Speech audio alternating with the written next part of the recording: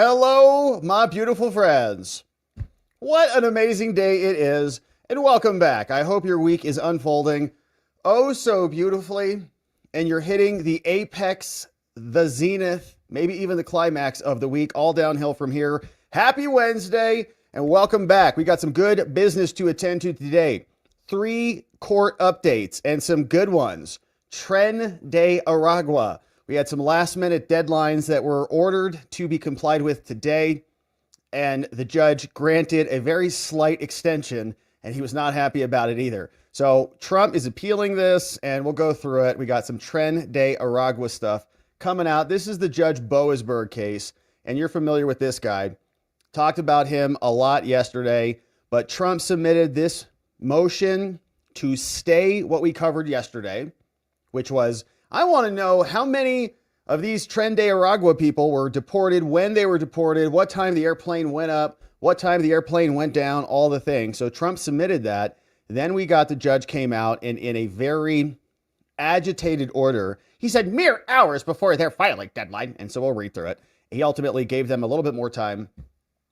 And so we'll see what's happening there. We've got a bunch of clips today, a ton of clips. So Pam Bondi, we've got Rubio had some clips. Trump is out there.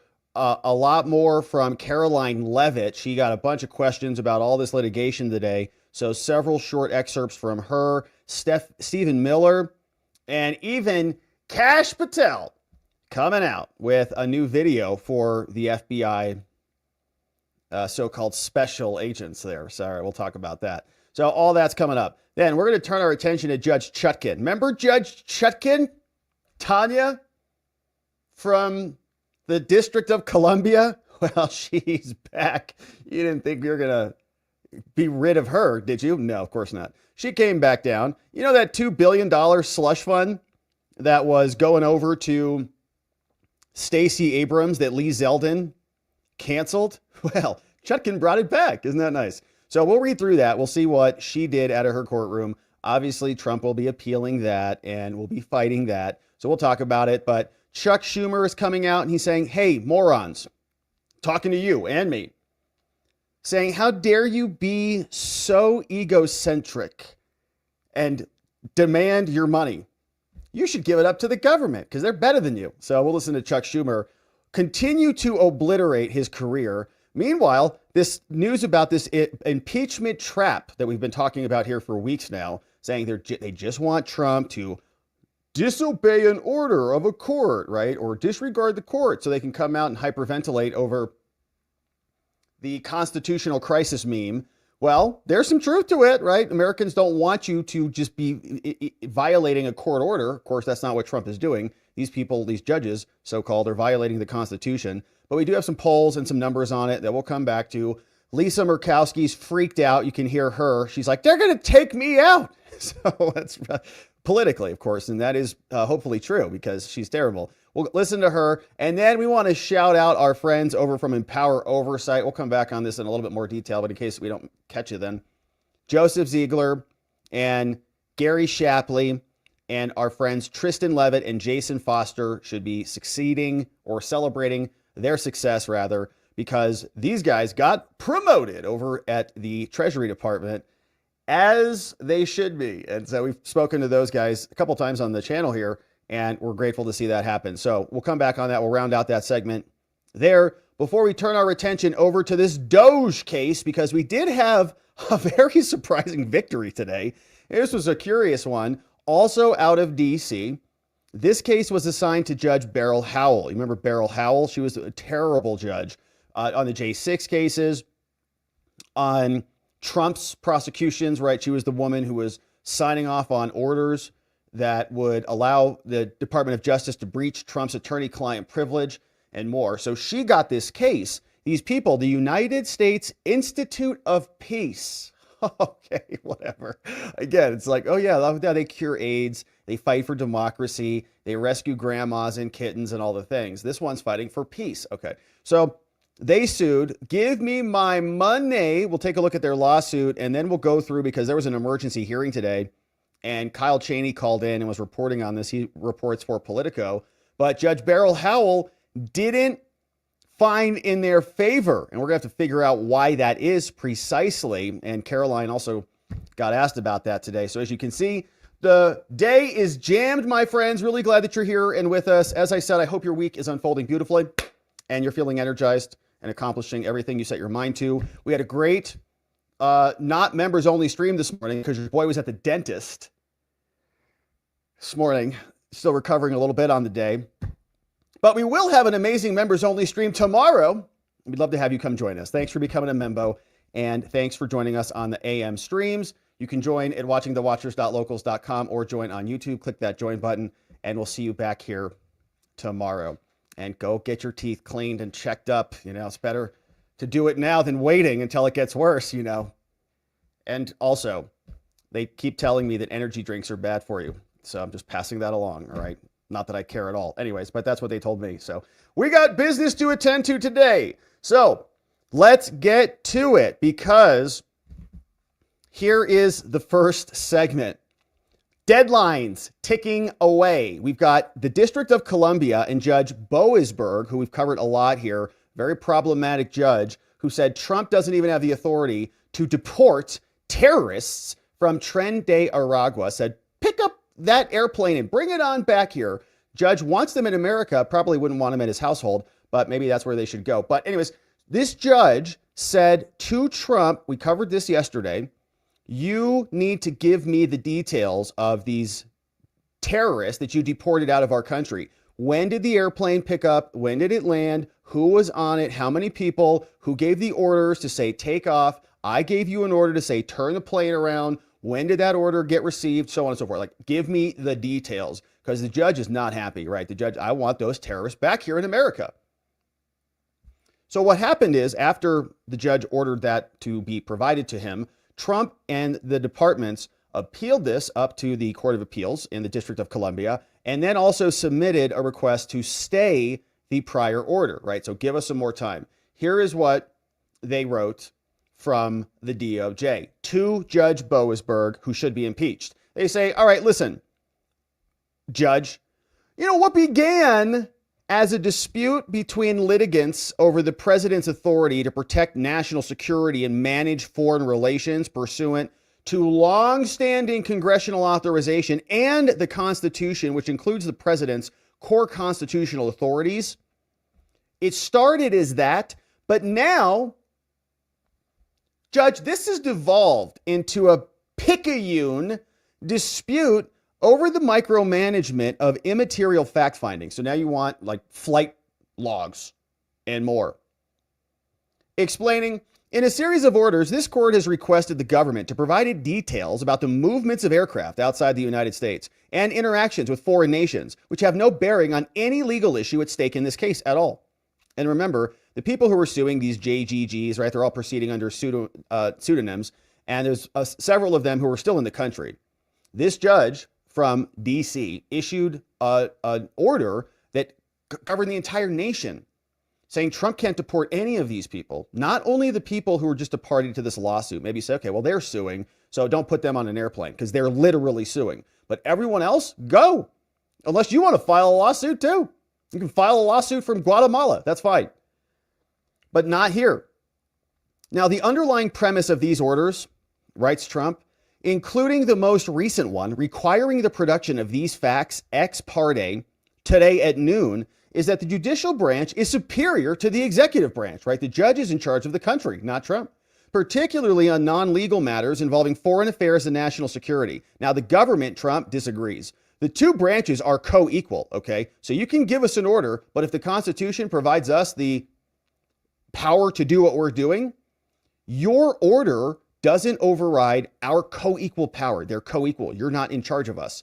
And the court's continued intrusions into the prerogatives of the executive branch, especially on a non-legal, factually irrelevant matter, should end.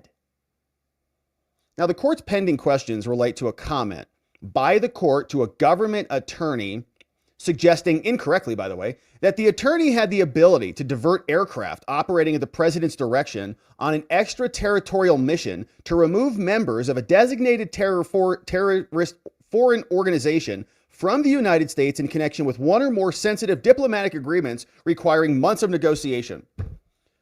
in other words, Judge, you're insane. You want some attorney who's in your courtroom representing one case out of thousands?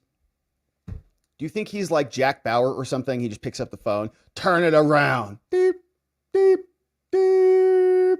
No, he doesn't have that authority. And they put that in that very big, intentionally run-on sentence to make that point and hammer it home. The comment betrayed a complete misunderstanding of the serious national security, safety, regulatory, and logistical problems presented by a fiat from the court directed at pilots operating outside the United States, and was made without regard to whether any such aircraft could even feasibly be diverted or even had enough fuel to safely do so. The judge is in charge. He just gets to control everything now. No, turn it around. Well, there's no fuel around. Well, are you violating a direct order? No, Your Honor, there's literally no fuel in the plane. Bring it home. All right, okay, here we go. Now, further, the court did not pause the hearing to even give the attorneys an opportunity to act on the remark, and it did not memorialize the remark in a subsequent minute order. Okay, the judge didn't write, turn the plane around immediately when he issued the order, because remember, there was a hearing, and in the hearing, the judge made a big ranty lecture and was screaming about do this, and I want to know, and then actually memorialized it, wrote it down in the order, and the order didn't say all that stuff. So they said, well, we're going off of the order.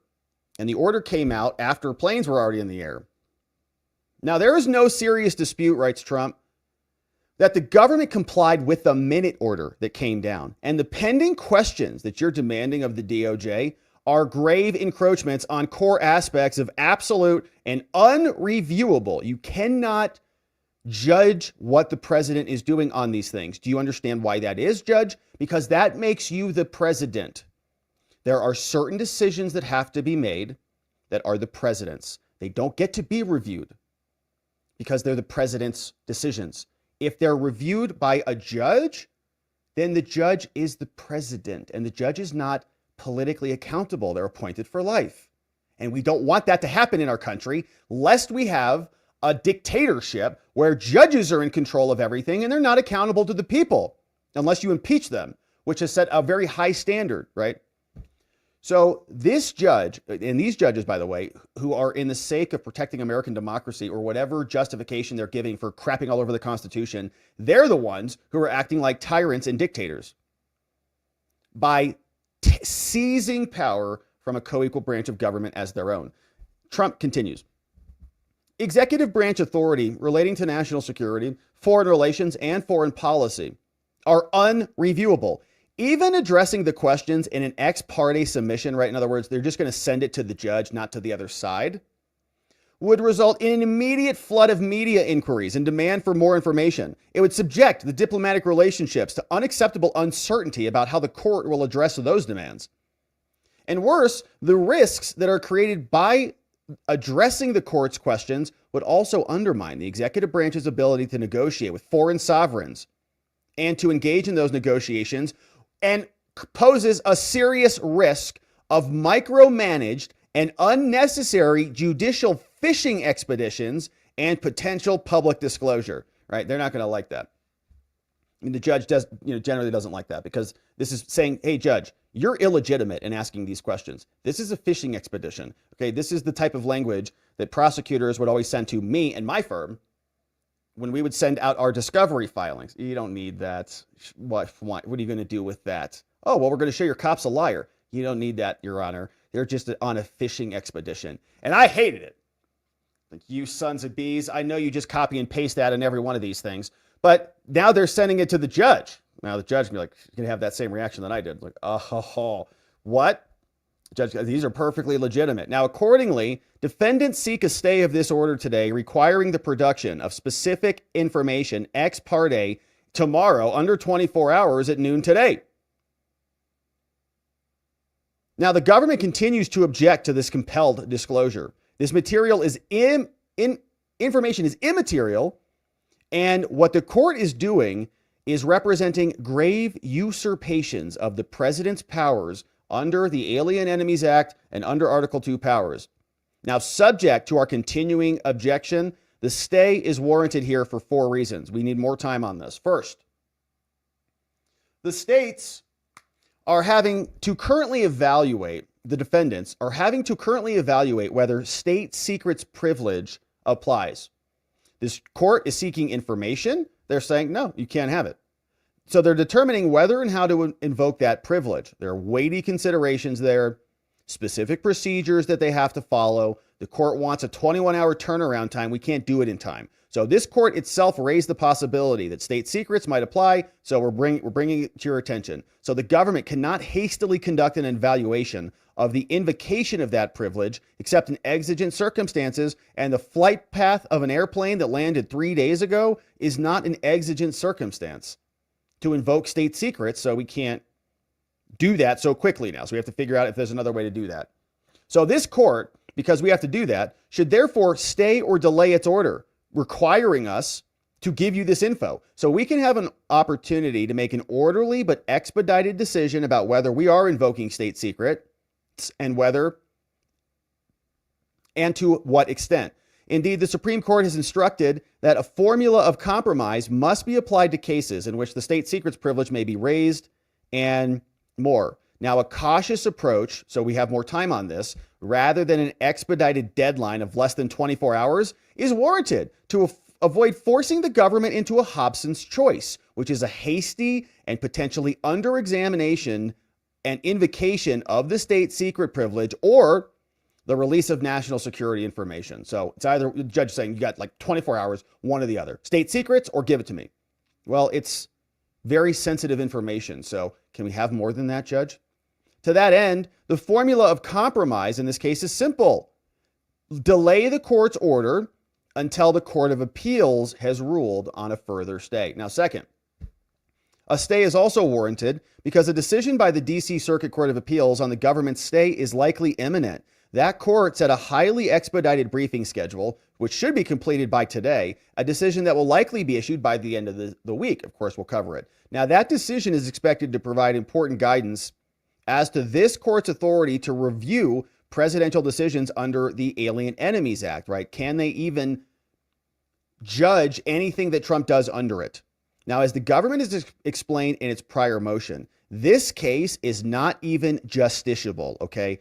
They cannot sue us on this issue. You can't sue the president over something that he is allowed to do. In particular, the D.C. Circuit, you guys have explicitly characterized the Alien Enemies Act as providing, you said it in your case law back in 1946, you wrote, it is unreviewable power in the president to restrain and to provide for the removal of and aliens of enemies in time of war, which is the essence of the act, right? So maybe they're going to say, well, it's not the time of war. Trump says it is. It certainly feels like it. Saying this is binding authority, all right? It's you guys wrote it's unreviewable. That is binding on you, Judge. It underscores why judicial intervention is particularly unwarranted here. The government also possesses very strong arguments that their claims suing Trump necessarily and exclusively sound in habeas, which would incontrovertibly preclude this court's assertion of jurisdiction.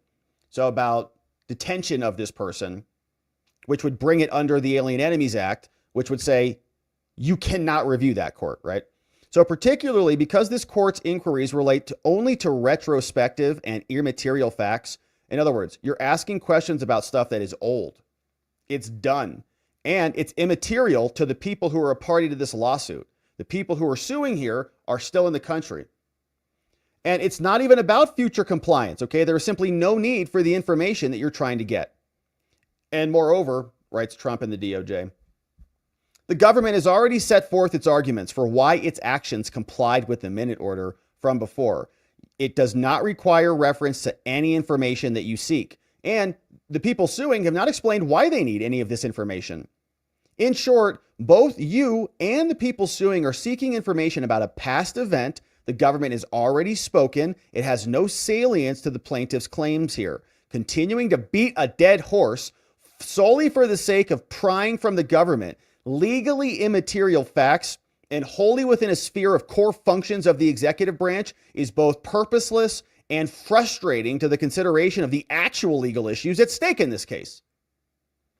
This consideration also warrants a stay. And third, Disclosure of the information sought could implicate the affairs of the United States and allies and their cooperation with the U.S. government in fighting terrorists. Such disclosure would unquestionably create serious repercussions for the executive branch and the conducting of foreign affairs. The prospect of hasty and wholly unnecessary disclosure of this information, which these continued proceedings have made manifest, would have a chilling effect on the willingness of other nations to cooperate with us.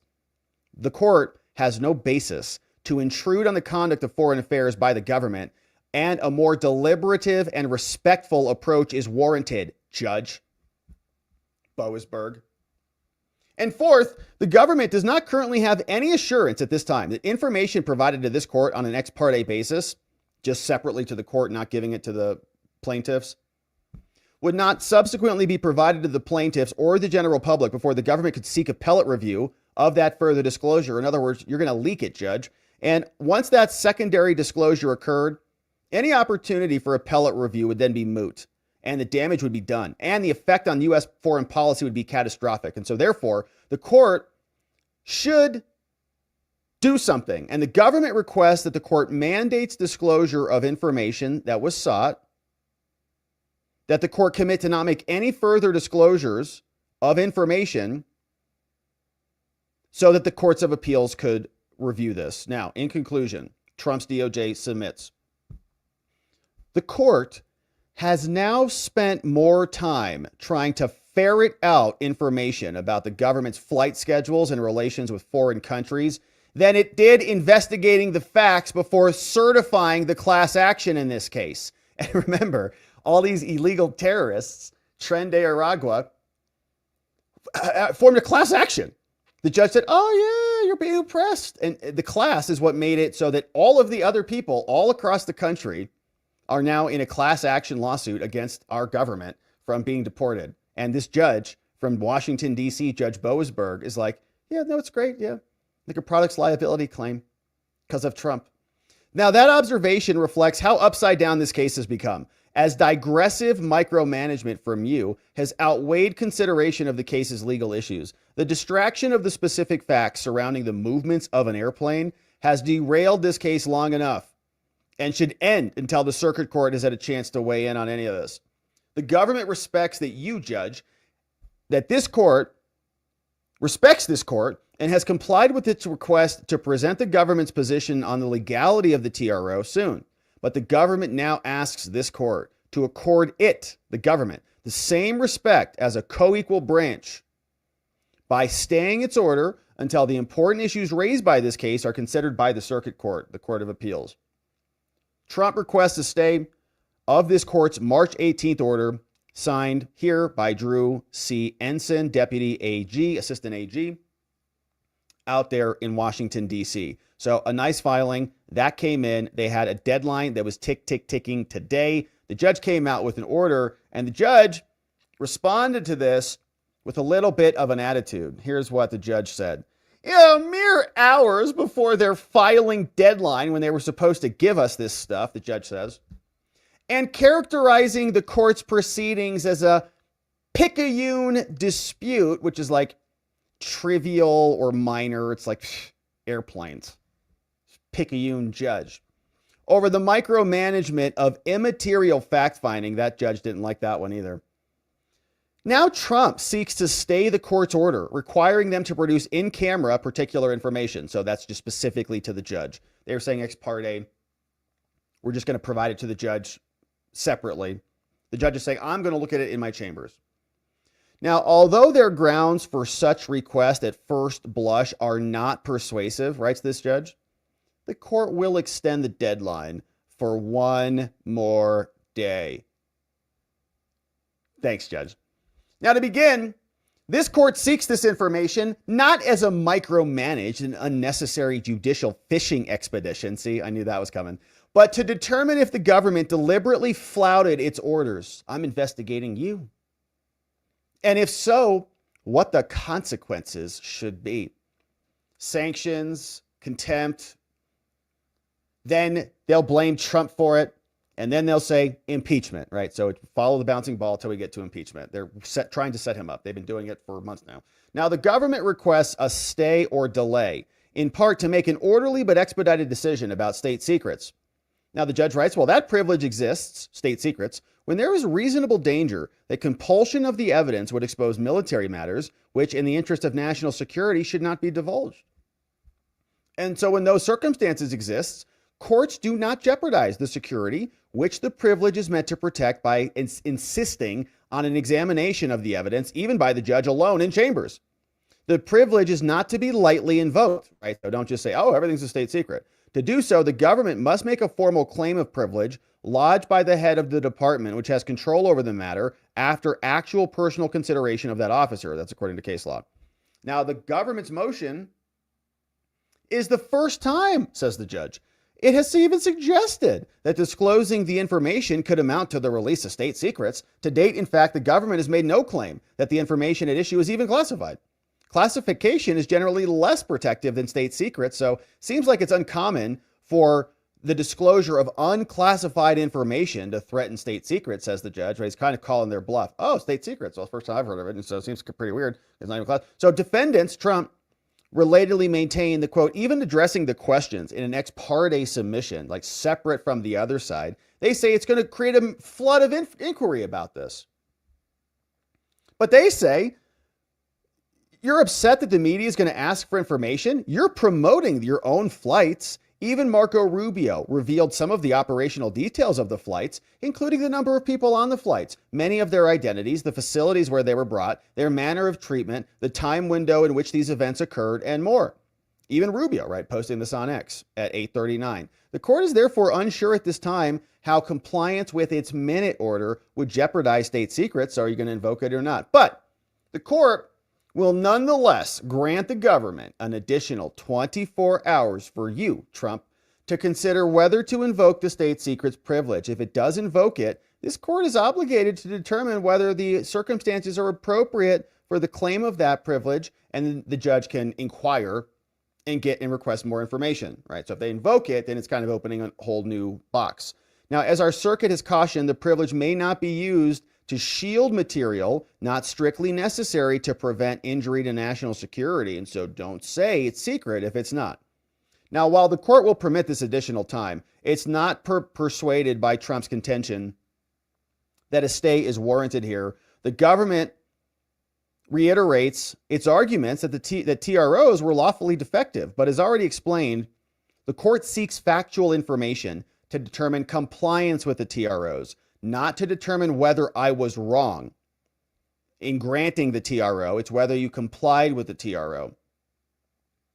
Now, the government doesn't explain how in-camera review and disclosure to the court, like how the court, if the judge gets it, how that could be damaging to the United States. The judge is like, well, I'm secretive. I'm not going to give it out. So last, the government claims that it needs assurances by the court that the court would not disclose anything. The court says, court has no problem offering that assurance. Okay, we're not going to leak any of that stuff, so stop complaining about it. So the court, through James E. Boasberg, aka Jeb, says the motion is granted in part and denied in part. So deadline has now expired, but got extended. Says they shall have until March 20th at noon to provide the information or to invoke the state secret doctrine and explain the basis for such invocation. So coming in hot tomorrow, we're either waiting for a decision from the Court of Appeals out of the District of Columbia staying this requirement.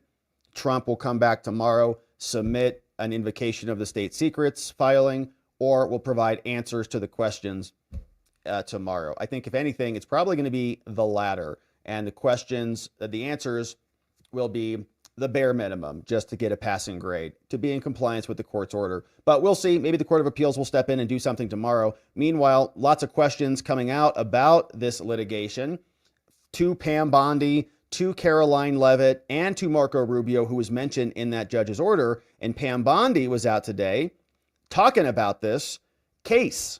Well, our lawyers are working on this. We will answer appropriately. But what I will tell you is this judge has no right to ask those questions. You have one unelected federal judge trying to control foreign policies, trying to control the Alien Enemies Act, which they have no business presiding over. And there are 261 reasons why Americans are safer now. That's because those people are out of this country. The judge had no business, no power to do what he did. And he came in on an emergency basis on a Saturday with very, very short notice, if any, to our attorney to run in the courtroom. And this has been a pattern with these liberal judges. You just spoke about that. It's been a pattern with what they've been doing. This judge had no right to do that. They're meddling in foreign affairs. They're meddling in our government. And the question should be, why is a judge trying to protect terrorists who have invaded our country over American citizens? TDA is a terrorist organization. They are organized. They have a government structure within them. They are sending money not only throughout this country to each other, but back to Venezuela. They are a terrorist organization, and we are not going to have that in our country. We are going to deport them, and we're going to continue to deport them. We will honor what the court says, but we will appeal. And we will continue to fight terrorists within our country, Will. Not going to stop, and we're going to get them out of here. Get them out, Pam. Thank you. So that is what is happening. Also got an update, thanks to John over on Locals for flagging this for us, saying that the Court of Appeals has also issued this order, scheduling it for oral argument. So this is going quickly out of the Court of Appeals, District of Columbia, same case, saying that oral arguments are going to be scheduled Monday, March 24th on that, but we're not seeing anything stayed at the moment. So maybe that's in a separate filing. So we don't know if they'll be providing the stuff tomorrow or not, but the Court of Appeals is acting away. So thanks, John, for flagging that for us. Now, we also have more. Rubio got called out by the judge for reposting some posts on this. Rubio's like, look how many people we're deporting right now. Look at that. Check it out. They're all coming off the airplane right now. And the judge called him out on this, saying, well, if you're communicating about these components of the operation, why can't you tell me all of the other components of the operation? And Rubio was talking about this today, posted this on X, says the Trump administration is committed to making America safer. Tren de Aragua is a foreign terrorist organization and one of the most dangerous gangs operating inside the United States. We're thankful for Bukele's support and his collaboration. Here was Rubio calling in. This is one of the most dangerous groups that's ever been operating inside the United States of America. I designated them terrorists at the president's orders, and we got to get them out of our country. So we are fortunate to have a friend like President Bukele, who, as part of my meeting with him, said, we will take them for a fraction of what it costs you guys to house them in your own prison system. Every single person that was on that plane was in the country illegally, one way or the other. So I think it was a great move by the president. I think it was a very helpful thing that El Salvador did for us and President Bukele, and we're grateful to him for it. Frankly, I feel like we should continue to do it. That's right, Marco. Thank you for that. And we appreciate our friends in El Salvador for helping us solve this. We are unfortunately dealing with a similar problem that El Salvador had to deal with, which was a corrupt judiciary, but we're working through it. Now, Trump is getting asked this question over and over and over again.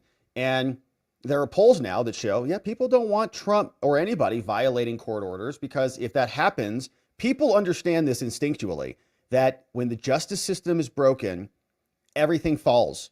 If there is no law and order, there's no justice system. If that is corrupted, then the whole society, people start to lose it. They go, wait a minute, I can't trust the cops. I can't trust the feds. People call the cops all the time. It's a domestic violence. I call the cops. They're going to come help. Cops come. Everybody gets arrested. They go, that was a mistake. Oh, you start to realize that maybe things are not on your side, right? And if you have the credibility of the justice system evaporate, whether it's from the DOJ, FBI, the courts, wherever, it's a big problem for them, because that's all they have is their credibility. They don't have a military like the executive branch or the power of the purse like a congressional branch. It's their legitimacy. And when they undermine it, they're spiting themselves. But Trump is getting asked about this, saying, are you going to violate their order, even if it is an illegal, unlawful order, over an issue over which the court has no jurisdiction even? Are you going to comply, Mr. President? What would you say to that? Are there circumstances where you would defy a court order? Well, I think that, number one, Nobody's been through more courts than I have. I think nobody knows the courts any better than I have. I would say the chief judge does, but nobody knows them better than I have. And what they've done to me, I've had the worst judges. I've had crooked judges. True. I have judges that valued Mar-a-Lago at $18 million because that benefited his case, because he wanted to see me convicted of something. I have judges that had relatives making millions and millions of dollars on the election, ruling on the election. But going forward, I had judges would that you were defy so a court corrupt. order? Because that we all know that was outrageous. I never did defy a court order. And you wouldn't in the future. No, you can't do that. However, we have bad judges. We have very bad judges, and these are judges that shouldn't be allowed. I think at a certain point you have to start looking at what do you do when you have a rogue judge. The judge that we're talking about, you look at his other rulings, I mean, rulings unrelated, but having to do with me, he's a lunatic. True. So I think that is the right political play. No, we would never violate a court order. But when the judge says you got to pay the $2 billion check, it's bureaucracy, man. It's a lot of work to pay that check. You know what I mean? So you're going to have to write the check. Forgot where the checkbook is over at the Treasury Department. Scott Bessent's like, what did I do with it? Didn't I give it to you? I gave it back. Oh, no, check her desk. Go see. Then they finally get it. They're out of checks. Oh, man, you got to reorder a whole new batch of those, you know? Then when the check goes out, forgot to sign it. Hate when that happens, you know? So, but point is, if they're going to slow roll and drag this crap out in their TROs, you have tactical non-compliance that doesn't cross the line into willful, explicit non-compliance. And you just force the courts to come in and take control of the executive branch. Okay. No, because that's what the judges are doing. Like, give me this list of information by this date. I want to know, did these people get paid? Okay, well, here's our spreadsheets. Here's all this stuff. And eventually, I think the Supreme Court, I think, is going to have to come in and settle that down. Now, if John Roberts and Amy Coney Barrett want to drag their feet on this and lecture everybody because they want it to go up through the Court of Appeals, through the preliminary injunction phase and all the official procedures, fine. Then we'll get to them, but we don't have to rush any of these reversals in the meantime. And the Supreme Court can settle this down the line. But Trump, over compliance. It's tactical compliance. We're complying with everything, but execution of the compliance is just delayed, and it's tactical non-compliance. Okay, so on both ends, you're playing both ends of this. So here is Caroline Levitt. She was asked about this a bunch today, and she's pointing this out exactly, that 67% of injunctions against Trump have come against Trump. And they're coming from Democrats and Republicans too, by the way. Bush judges and more. They're all in on the grift. 67% of all of the injunctions in this century have come against which president? Donald J. Trump. Let me say that again. 60% of the injunctions by partisan activists in the judicial branch have come against President Donald Trump. And 100% of the criminal prosecutions against the president have come against President Trump. Isn't that incredible? And 92% of those have been from Democrat-appointed judges. This is a clear, concerted effort by leftists who don't like this president and are trying to impose or slow down his agenda. That's fine. And I know it's very frustrating from our perspective, and I can feel some of the tension out there and some of the comments and some of the after-party conversations. But let us not forget, we still are in control of the White House, and that is winning the game. So they're struggling here and suing to try to trip them up, but there's only so much they're going to be able to do in practical effect. So we're going to continue to cover this. Hopefully the Supreme Court settles it. But Caroline is right. They are activists. And I would just like to point out that the judge in this case is essentially trying to say that the president doesn't have the executive authority to deport foreign terrorists from our American soil. That is an egregious abuse of the bench. This judge does not have that authority. It is the opinion of this White House and of this administration, and that's why we're fighting this in court. And it's very, very clear that this is an activist judge who is trying to usurp the president's authority. Under the Alien Enemies Act, the president has this power, and that's why this deportation campaign has continued. And this judge, Judge Boasberg, is a Democrat activist. He was appointed by Barack Obama. His wife has donated more than $10,000 to Democrats, wow. And he has consistently shown his disdain for this president and his policies, and it's unacceptable. And I would and he will lecture all of us, as will Democrat operatives, that he's an impartial judge just doing his job, and Trump is the person violating the Constitution. There's no conflict or problem with the fact that his wife loves Democrats and very likely hates Trump.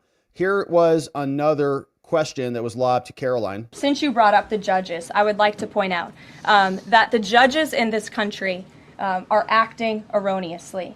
We have judges who are acting as partisan activists from the bench. They are trying to dictate policy from the President of the United States. They are trying to clearly slow walk this administration's agenda, and it's unacceptable. As the president said last night, we will continue to comply with these court orders. We will continue to fight these battles in courts, but it's incredibly apparent that there is a concerted effort by the far left to judge shop, to pick judges who are clearly acting as partisan activists from the bench in an attempt to derail this president's agenda. We will not allow that to happen. And not only are they usurping the will of the president and the chief executive of our country, but they are undermining the will of the American public, tens of millions of Americans who duly elected this president to implement the policies that are coming out of this White House. Right, and it's a co-equal branch of government. Nobody elected these judges, and what they're trying to do is usurp power away from America. And so we also had updates. Kash Patel was out today, and he posted a video for us all. Says, we're going to get back to the basics on this, okay? Right, rigorous obedience to the Constitution, accountability, fairness, and the rule of law. And he also, of course, is going to be tracking down these Tren de Aragua folks who should be deported immediately. So here was Kash today. Hi, everyone. Hey, I'm Kash. Kash Patel, and I'm deeply honored to be your new FBI director, number 9. I've spent my entire career in public service, but now I'm excited to join you in the trenches. During my first week on the job, I've started getting up to speed on our current investigations. I had some understanding of the extraordinary work the FBI does to keep the American people safe, of just how much we're responsible for. But with every passing day, my appreciation for your expertise and your capabilities grows. I've met with our headquarters leadership team, interagency partners, and even the FBI Agents Association and the Society of Former Special Agents. I've also held my first civets with the SACs around the country. Because to effectively lead our organization, I need to get to know you. While I'm in this seat, I will fight for you every single day. I will take all of the criticism. I will advocate for what we need to accomplish our mission, the tools and the funding, all of it. Together, we're going to ensure the American people trust the FBI. We're going to be fully committed to constitutional due process, transparency, and aggressive congressional oversight. We're going to continue creating an expansive relationship with our heroic state, local, and tribal law enforcement partners. We're going to focus on getting as many personnel as possible out to the field. And we're going to get back to the basics: rigorous obedience to the Constitution, accountability, fairness, and the rule of law. Our priorities will be simple: crushing violent crime, defending our national security, and relentlessly holding ourselves accountable to the highest standards. Every day, you, the 38,000 guardians of justice, courageously form the front line in the nation's fight against our adversaries. Over the coming days and weeks, I look forward to shaking your hands and working together to protect the American people. Thank you. Let's get to it. And remember, put the mission first. All right, Kash Patel. Nice message. Didn't hear much like that out of Christopher Wray. 38,000 though? Has DOGE been through there yet? All right, so Kash Patel taking the charge and hopefully also delivering the Epstein files over to the Department of Justice. Okay, so that's the latest there out of Boasberg. Of course, deadlines afoot. We're going to keep our eye on this one. Thank you for subscribing and joining as we do. Now, let's turn our attention over to another courtroom in the same stinking district. Maybe these two walk out to their cars together. But here we go. Judge Chutkin is back. The same judge who ran roughshod over the American Constitution when she was prosecuting President Trump via Jack Smith in the District of Columbia is back in the case of the Climate United Fund versus Citibank. And of course, Citibank is the entity that has all of that government money that was handed out by Joe Biden via the EPA to the tune of, a couple $1 billion. And Stacey Abrams and her hack fund was supposed to get some of that money too. But now out of the District of Columbia, Judge Chutkin came out and in her 23-page opinion has issued the following. And you remember Tanya Chutkin. Here is her signing off on this.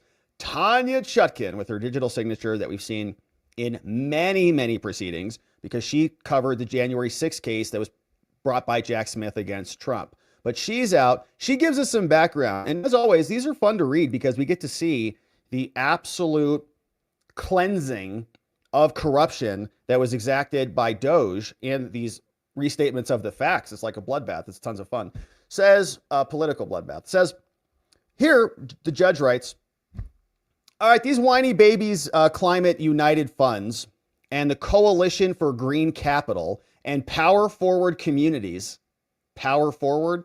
All right, so PFC, all of these fake companies, in my opinion, are nonprofit financial institutions who in April 2024, they were awarded grant funding by the United EPA, okay? Lots of money. Under the National Clean Investment Fund, called the NCIF, Climate United got $7 billion.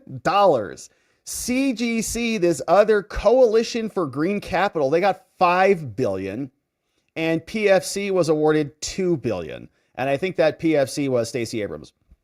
So the grant from the government for clean energy requires that the funds go to Citibank, and they're sitting on the money right now. So then on March 8th, March 12th, and March 14th, all these companies sued Citibank and Lee Zeldin. Shout out to Lee. We appreciate your hard work there, Lee. Over at the EPA, saying, what? They canceled our grants.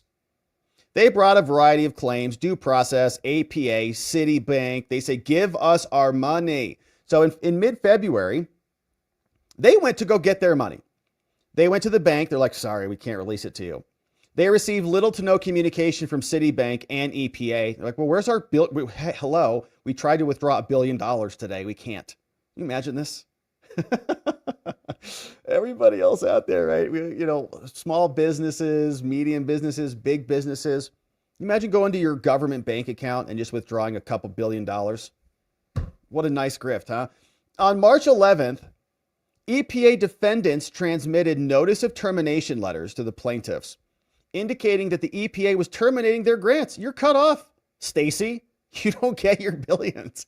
Go steal it from somewhere else. That same week, plaintiffs individually moved for a TRO. Okay, so all these climate planet savers are, suing. The judge comes back out and says, let's see where this goes. Now, based on the oral arguments, so the judge says, okay, so they sued to stop this, give us our money back. There were oral arguments, and the court finds that they win. Surprise. Judge Chutkin says, these so-called climate change green people are going to face irreparable harm, and so the TRO is granted, but a little bit more limited. So here's what she says. Congress passed and Biden signed into law the Inflation Reduction Act, which created massive amounts of inflation. They gave $27 billion to the EPA. Sick, right? So it's a congressional statute. Then in 2023, the EPA launched 3 grant competitions, $14 billion for the National Clean Investment Fund, geared at clean technology. All of these people were a part of it. They applied for grant funding and they got handed out our money. The grant awards were memorialized. There were agreements. There were terms and conditions in the agreements. And one question that we've had on all of these, why can they even be allowed to sue here? Okay, the fact that we're going into these contract disputes means They should go and file in the Court of Federal Claims over a canceled contract, not in this court. Other DC judges have found that. The terms and conditions specify that EPA may only terminate an award under 3 circumstances. If the EPA determines in its sole discretion that this would remedy this, here you go, cancel for subsection 3, fraud, waste, and abuse. Termination of these requires credible evidence of a crime, right, is what these statutes say. It's just like, all right. So who's in control of that, right? Congress can dictate the execution of the executive branch and create these kind of independent agencies, right, that aren't real. But anyways, Chutkin says, under the relevant regulations, and let's see where this regulation came from. EPA, the terms and conditions, so their contract governs, and the contracts are referencing the Code of Federal Regulations as well. So waste, fraud, and abuse is defined with reference to the EPA general terms and conditions, which is not a statute, okay? And the Code of Federal Regulations, which is not a statute. That is a regulation, which is not a statute signed into law. So then U.S. Code, right? U.S. Code is generally signed into law. And then the code will say, well, you can go create, the agencies can create the regulations and then incorporate them. So she's referencing those things. Guess who's in control of the EPA? Trump. But I digress. She says, under the relevant regs, a federal award may be terminated if it also appeals under this Code of Federal Regulation, if the award no longer effectuates the program's or agency priorities. Also good, right? That sounds like, oh, that's an easy standard to meet. Doesn't meet the goals or agencies. So we should be able to cancel $15 billion. Now, the EPA, though, must take certain procedural steps before it can terminate these. And again, look, she's referencing the Code of Federal Regulations. Under 2 CFR, EPA must provide written notice of termination that includes the reasons for the termination. So it's a notice thing. So again, Trump can't do this because he didn't fill out the right form and submit it to some bureaucrat. And the regulations apply to the EPA. The EPA helps to create the regulations, and Trump's in control of the EPA. And these are not created by Congress. I mean, generally speaking. Under the federal regulations titled Opportunities, right? Again, CFR. So it's not U.S. code, okay? It's not USC. It's CFR. The agency must do all of these things, and she's using that as her authority, which is weak authority, to override the president and the Secretary of State and the EPA, Senate-confirmed people. The CFR overrides the acting or the literal Senate-confirmed EPA director. That's what she's saying. Under the grant agreements, plaintiffs' grants must be held at Citibank. Under the ACA, Citibank is designated to hold their money. So then Trump came in. Here she goes. Senate-confirmed Lee Zeldin became the EPA administrator. On February 12th, he publicly announced they're going to take control over all the Inflation Reduction Act money that was stolen from America and didn't reduce inflation at all. Administrator Zeldin discussed the program on television. He said the entire scheme, in my opinion, is criminal. It is criminal. 1 week later, they issued a letter to the OIG requesting an investigation into this grift. Now, pursuant to the agreements, these so-called green people would periodically request disbursement of their funds through Citibank. And they asked for the money. Citibank's like, we don't have your money. During this time, EPA did not respond to their request, so they sent email. We want our money. Everyone's going to die. They're emailing you again. Do you want, you know what? I think it's lunchtime. Is it lunch? Yeah, let's go. So Climate United requested a smaller meeting for multiple people. They got no response. Emails go right to the autoresponder. Bye. It's canceled. We don't need to work with you anymore. Then, and you don't want to also be communicating with criminal defendants, right, who are under investigation. So on March 4th, the Treasury Department instructed Citibank not to disperse any funds and said stop processing money. So then on March 8th, these Climate United green folks sued, saying with their declaration from the CEO, with our agreements, grant awards, all backed by, blue lawyers who will, be paid handsomely for this. A day before the hearing, the EPA, Zeldin, Trump, and others sent them identical letters saying, guess what? Oh, you're suing us, so your grants are now terminated. It's not just, we're pausing anything, they're terminated, so you're done. Saying, we've got substantial concerns about your program, and you're canceled. So then they filed an opposition to the TRO. They sued, give us our money back. Chutkin is now here, and here's what she says. She says, first of all, Trump says that there is no jurisdiction over this. The Tucker Act says if it's a contract dispute, you should go file in the Court of Federal Claims. But what Chutkin says is, no, these aren't actually contract claims,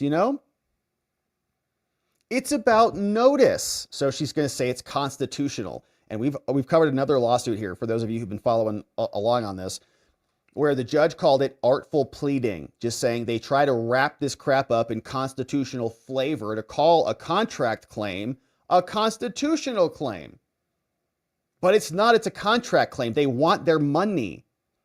Plaintiffs sued Citibank after they didn't get their money. Now, they don't challenge a contract, they challenge an action. This judge is such a joke. They challenge an action. What was the action, Judge? A cancellation of the contract. She's so dumb.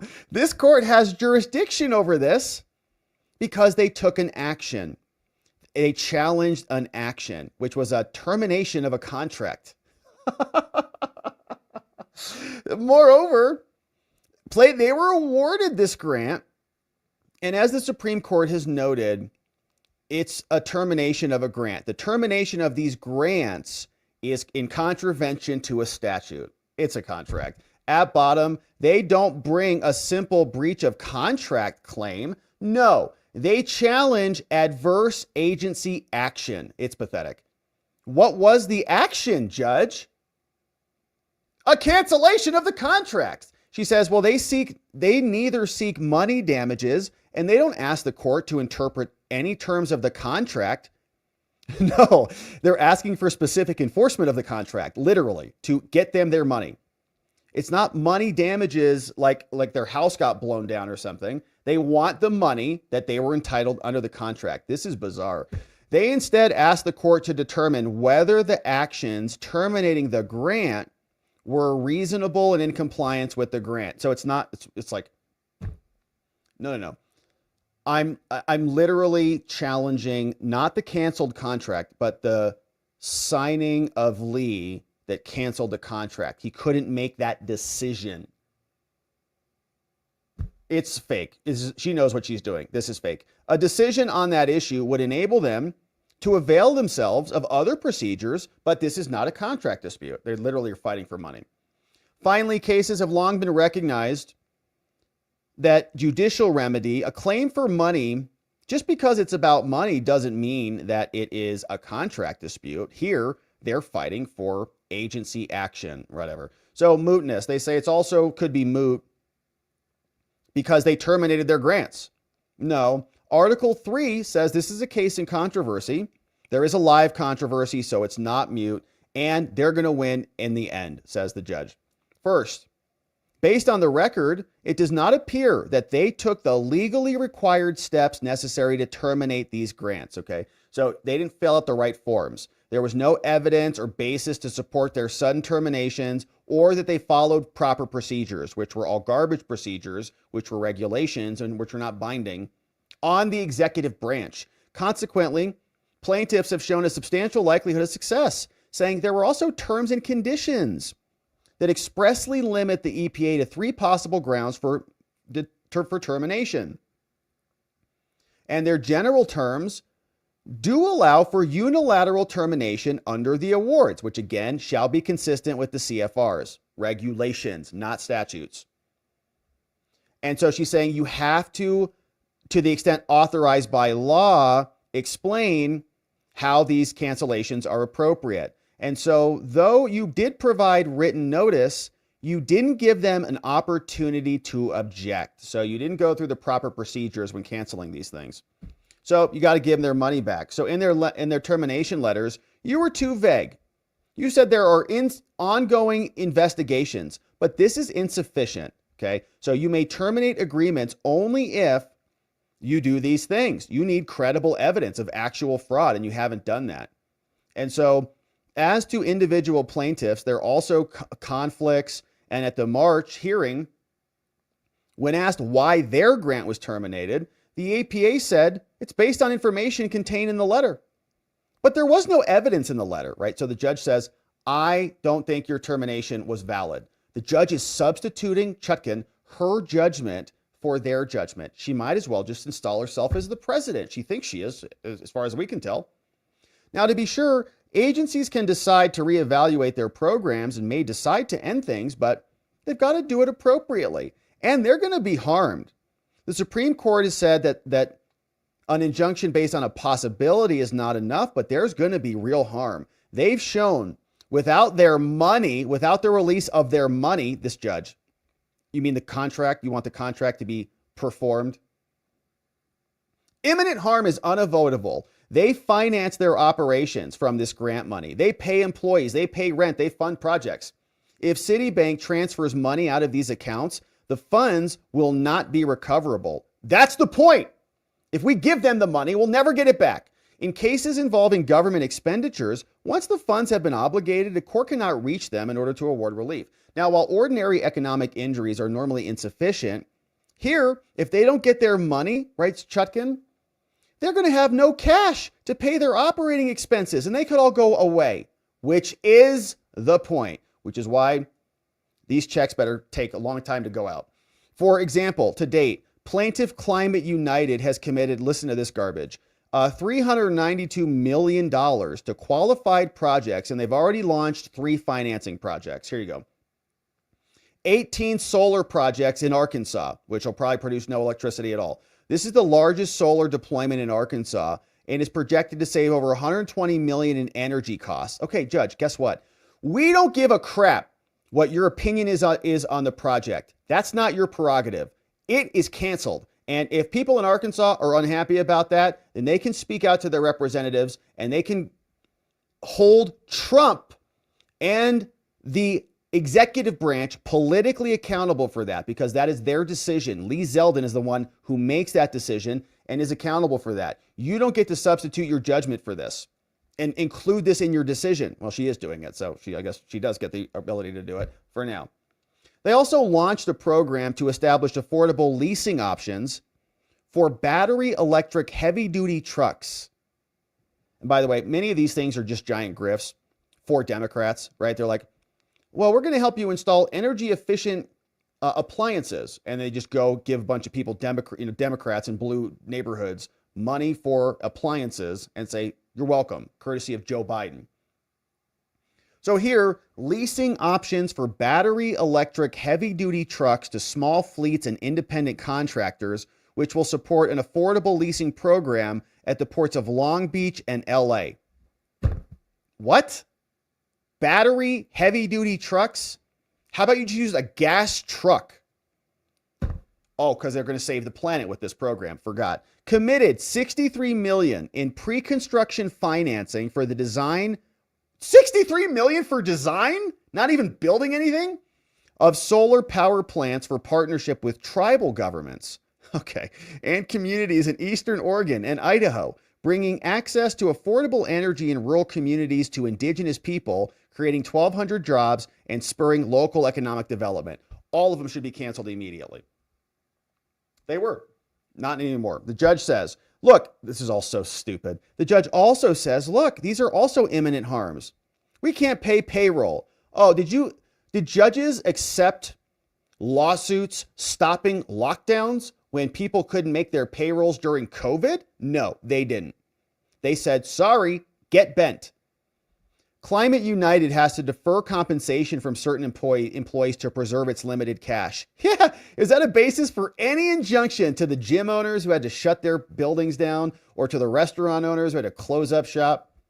Without a stable source of funding, Climate United will no longer be able to pay its employees. That's the point. Go get real jobs. Climate United, oh, they're not going to have dental benefits. I was just at the dentist today. Life insurance, it's expensive. Disability insurance for its employees or payroll, all that stuff. Yeah, what about the people who got thrown out of the military because they didn't want to take your jab. Yeah. Furloughing people. They should be furloughed. And they've already given $392 million that's been committed. They're not going to be able to pay their rent. Too bad. They're not going to be able to pay their IT and more. Sorry. Should have other funding other than the American taxpayer for all of your good work you're doing saving the planet. Continued failure to access the funds would prevent Climate United from its other commitments, and it would have to breach its commitments. So same thing. As to PFC, Power Forward, that might be Abrams Group, they can't pay their people. And they've committed $539 million for affordable housing support, which of course is fake, goes to Democrats. So this judge is copying and pasting more, saying we have to pay our contractors. We got IT consultants. We have outstanding invoices. We're going to lose these services. We're going to have financial problems and blah, blah, blah. Again, the judge, we know that that is happening. The American people have made a decision to elect Trump and to confirm Lee Zeldin, and he's responsible for those consequences.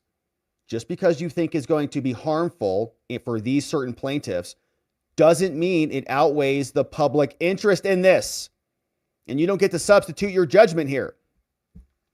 She says neither Citibank nor the EPA will suffer significant harm if we give them their money. Citibank already wanted to give them their money.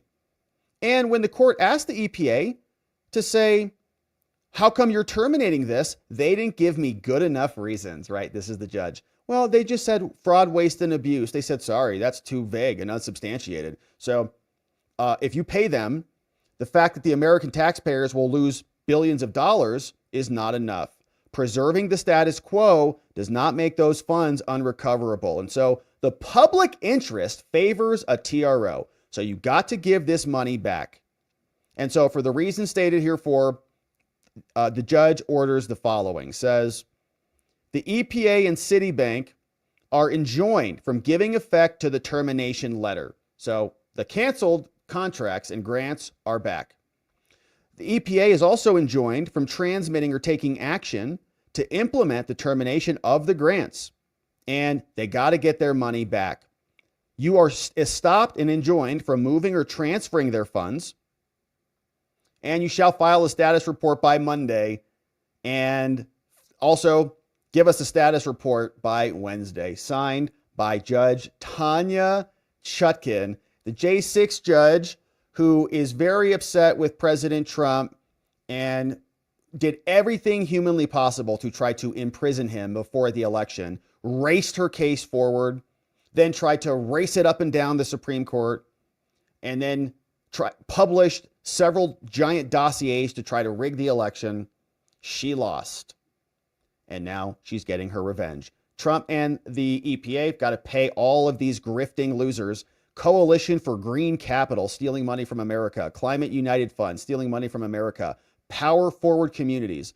Thieves, in my opinion, ripping off the American taxpayer, joining with Judge Tanya Chutkin to facilitate the theft. Now, they are unhappy with people like you and I who are unhappy with them stealing our money. Chuck Schumer is now mocking Americans who are watching billions of dollars go out to Democrats. They're not going to make any solar power plants in Arkansas. Are you kidding me?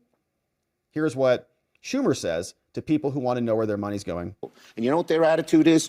I made my money all by myself. How dare your government take my money from me? I don't want to pay taxes. Or I built my company with my bare hands. How dare your government tell me how I should treat my customers, my the land and water that I own, or my employees. They hate government. Government's a barrier to people, a barrier to stop them from doing things. They want to destroy it. We are not letting them do it, and we're united. Okay, good. Yikes. So Schumer is losing it, man. That is one of the worst things I've seen from a politician in recent memory. Mocking people. How dare you take my money? I built my business, and how dare you come in here and interfere with it?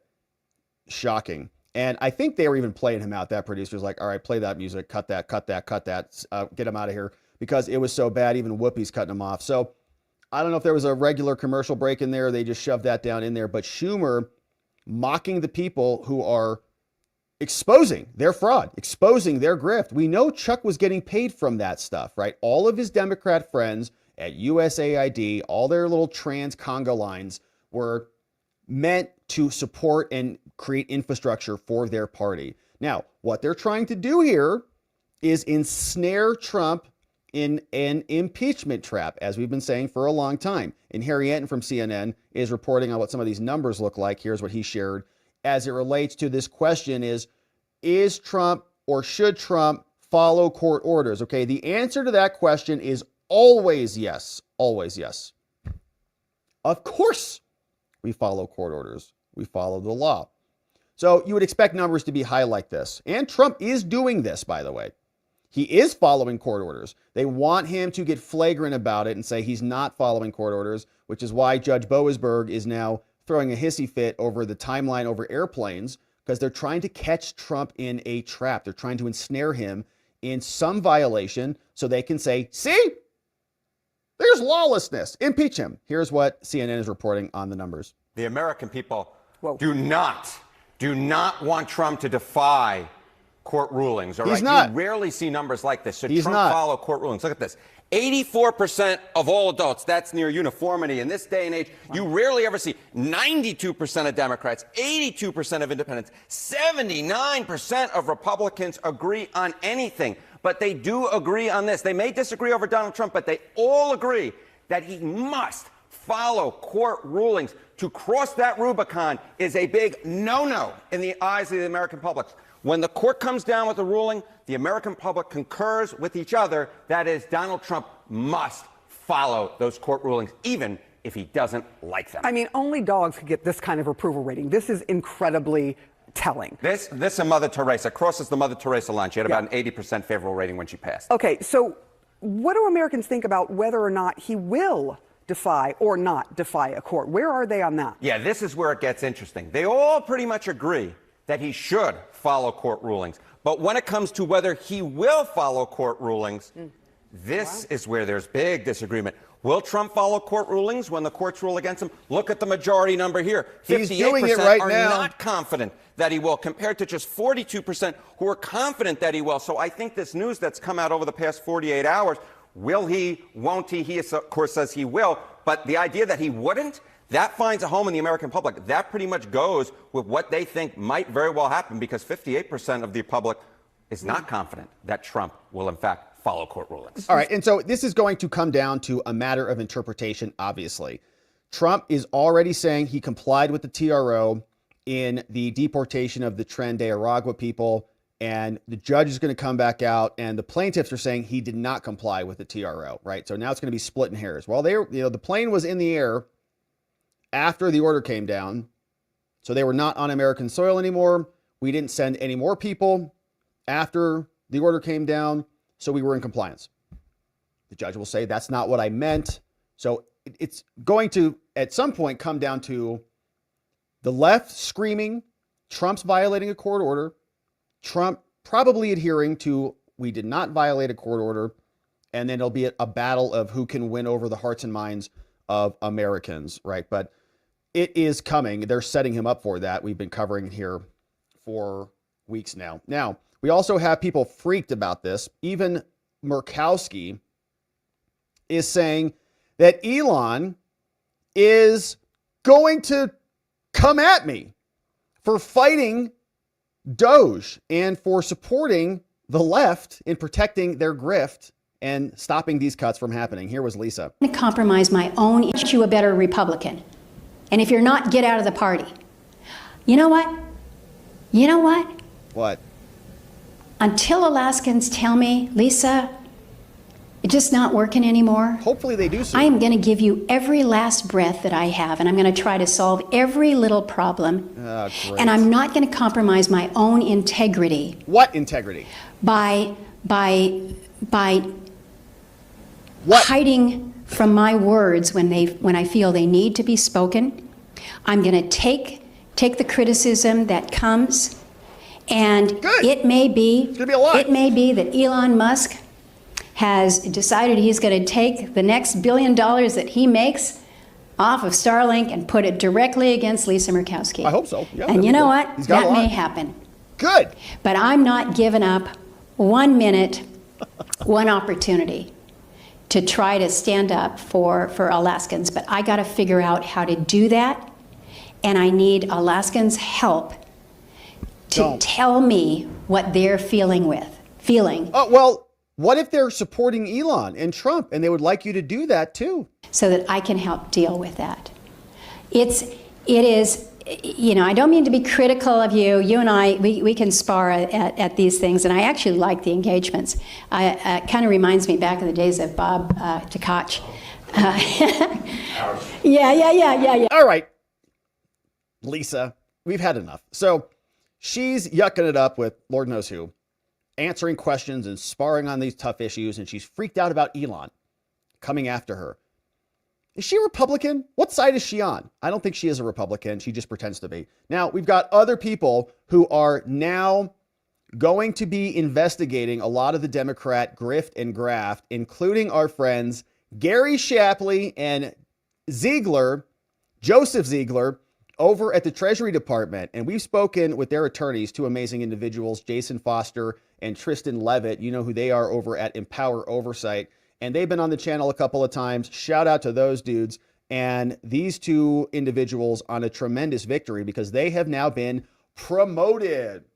Remember, they were instrumental in exposing the Hunter Biden laptop and criminal cover-up that was being, in my opinion, enacted by the DOJ, warning Hunter's lawyers about search warrants of his storage facilities and other things. It was ridiculous. But these guys got castigated and abused by the government. Now they're back in charge to go and hopefully investigate a lot of this fraud, this EPA fraud, this Inflation Reduction Act fraud, and more, and get to the bottom of it. Here was Joseph Ziegler over on with Fox explaining what is happening in his world. So what I saw over the last 6 years, the bureaucratic nonsense and mess under the Biden administration was, I never thought in my 15 years in government service that I would ever see something like that.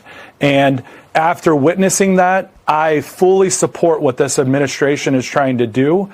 I fully support what the secretary is trying to do. And I hope that through Gary and I working closely with Secretary Bessent, that we can make recommendations to him that will make the IRS more fair, it will make it more effective, and it will make it more efficient. And that, at the end of the day, benefits every single taxpayer out there, regardless of if you are a Democrat or a Republican. Amazing. So we're looking forward to seeing what comes out of there, because there's a lot of money that is still being ordered out of the Treasury Department by Judge Tanya Chutkin, saying that Stacey Abrams and all the Green Democrats should be getting billions of dollars more. Of course, we know Trump is going to be appealing this one. We'll be here covering it when he does. Thank you for subscribing and joining us as we do.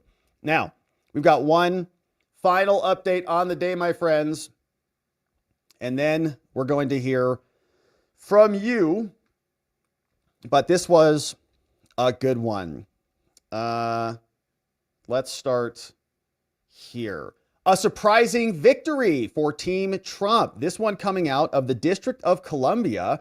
A lawsuit was brought by the United States Institute of Peace. Sounds like a very noble organization, suing the Trump administration, in particular the DOGE service, for causing them to lose their money and, in particular, their building. You heard the story about DOGE trying to break and enter, is what was being alleged, from the United States Institute of Peace, and they sued to reverse this. And so the judge came down, Judge Beryl Howell. You remember her, a horrible judge out of the District of Columbia. This was her name. We've covered her many times here before in the January 6th prosecutions and in the Trump prosecutions, because she was the judge out of D.C.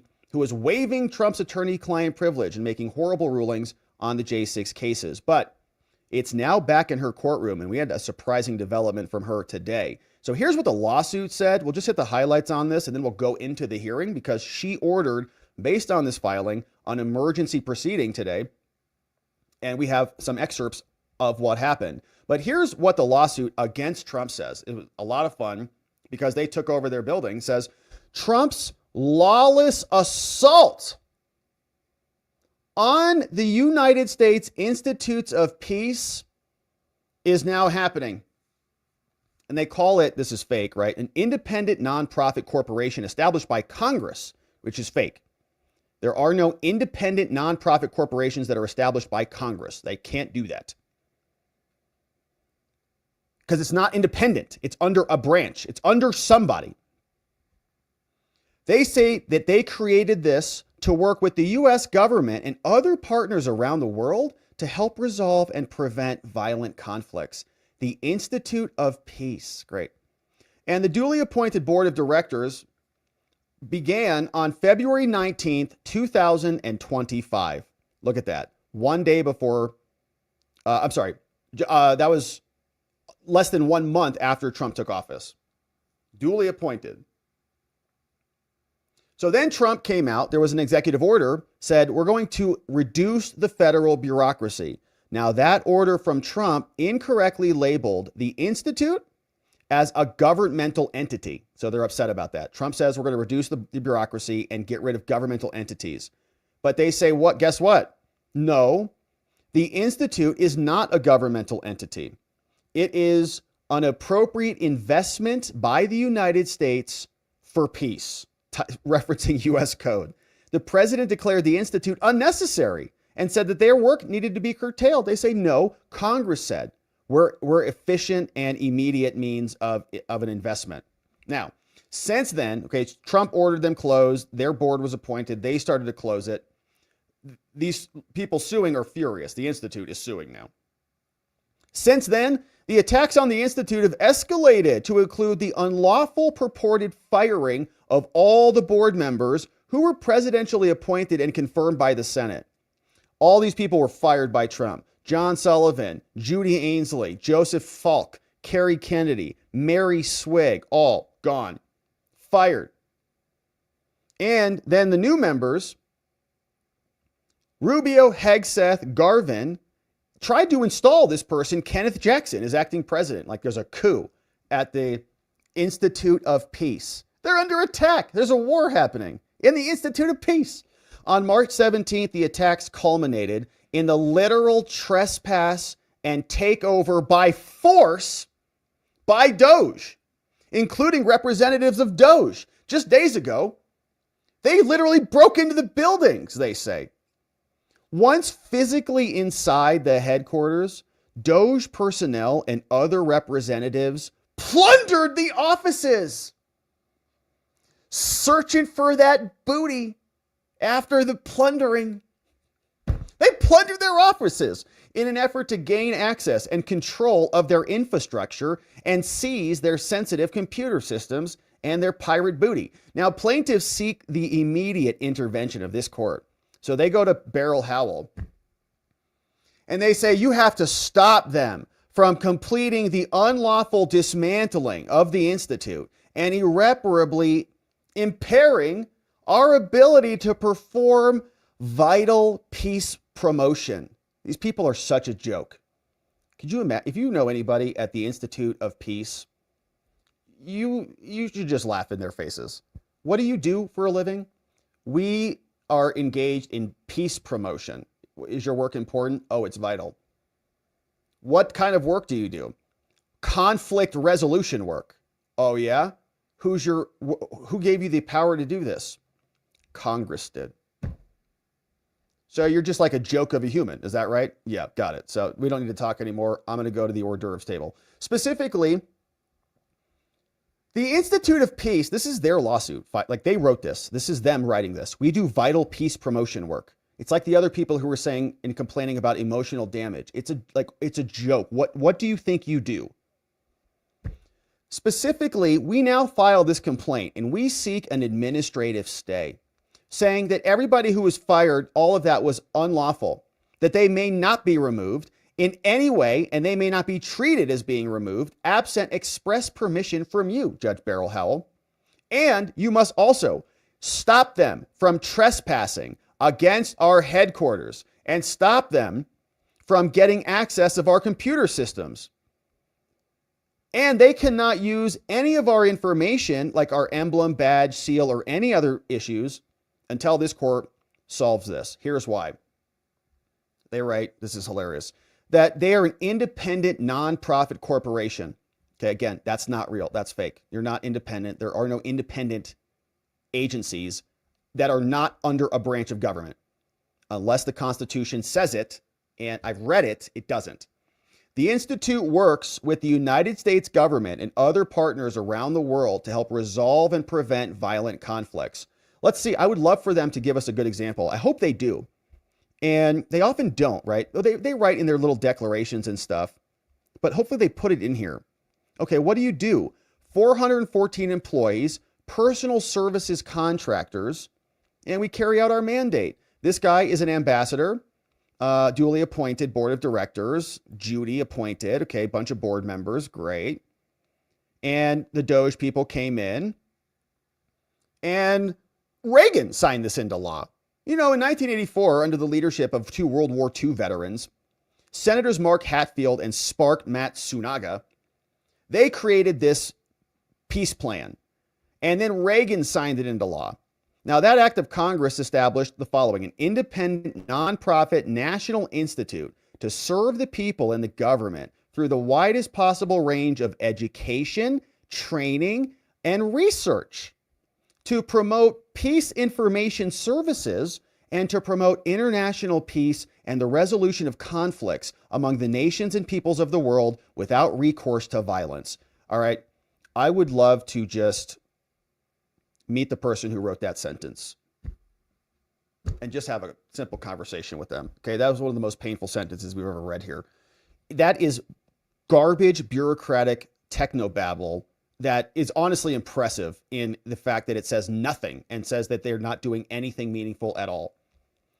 Peace information services? What is that? Congress confirmed the Institute's status as an independent nonprofit corporation. It's outside of the executive branch through the U.S. IP Act. Wrong, illegal, and unconstitutional. Who's in control of it? Congress is kind of, the executive branch is kind of. To preserve the Institute's independence while ensuring that it remains accountable to the United States, yeah, right, Congress created an oversight structure that carefully balances the involvement of the political branches. Was this an amendment to the Constitution? No, it wasn't. It's U.S. code. So they added a whole separate branch of government with checks and balances without any amendment at all. It's illegal. Saying Congress also limited their programmatic funding to public sources, including congressional appropriations, whether obtained directly or indirectly from all governments at all levels. And Congress vested the powers of the institutes into 15 board members. Now, critically, 12 board members were appointed under the law. Congress also protected the independence of these people by providing the president is appointed by Congress and the board and more. And Congress did all this crap that we don't care about because it's all illegal. Now, on February 19th, Trump signed an executive order. Said, you're going to get eliminated. It named the institutes as one of the entities covered by the order. It said, give me 14 days and then we're going to decide what to do with you. Then DOGE came in the house, man, like the Kool-Aid guy. On February 20th, the day after the executive order was issued, Chris Young, a representative of DOGE, what's up, Chris? Great work, contacted the institute. Said that they agreed to hold a virtual meeting with the DOGE people. The institute's like, oh, we're under attack.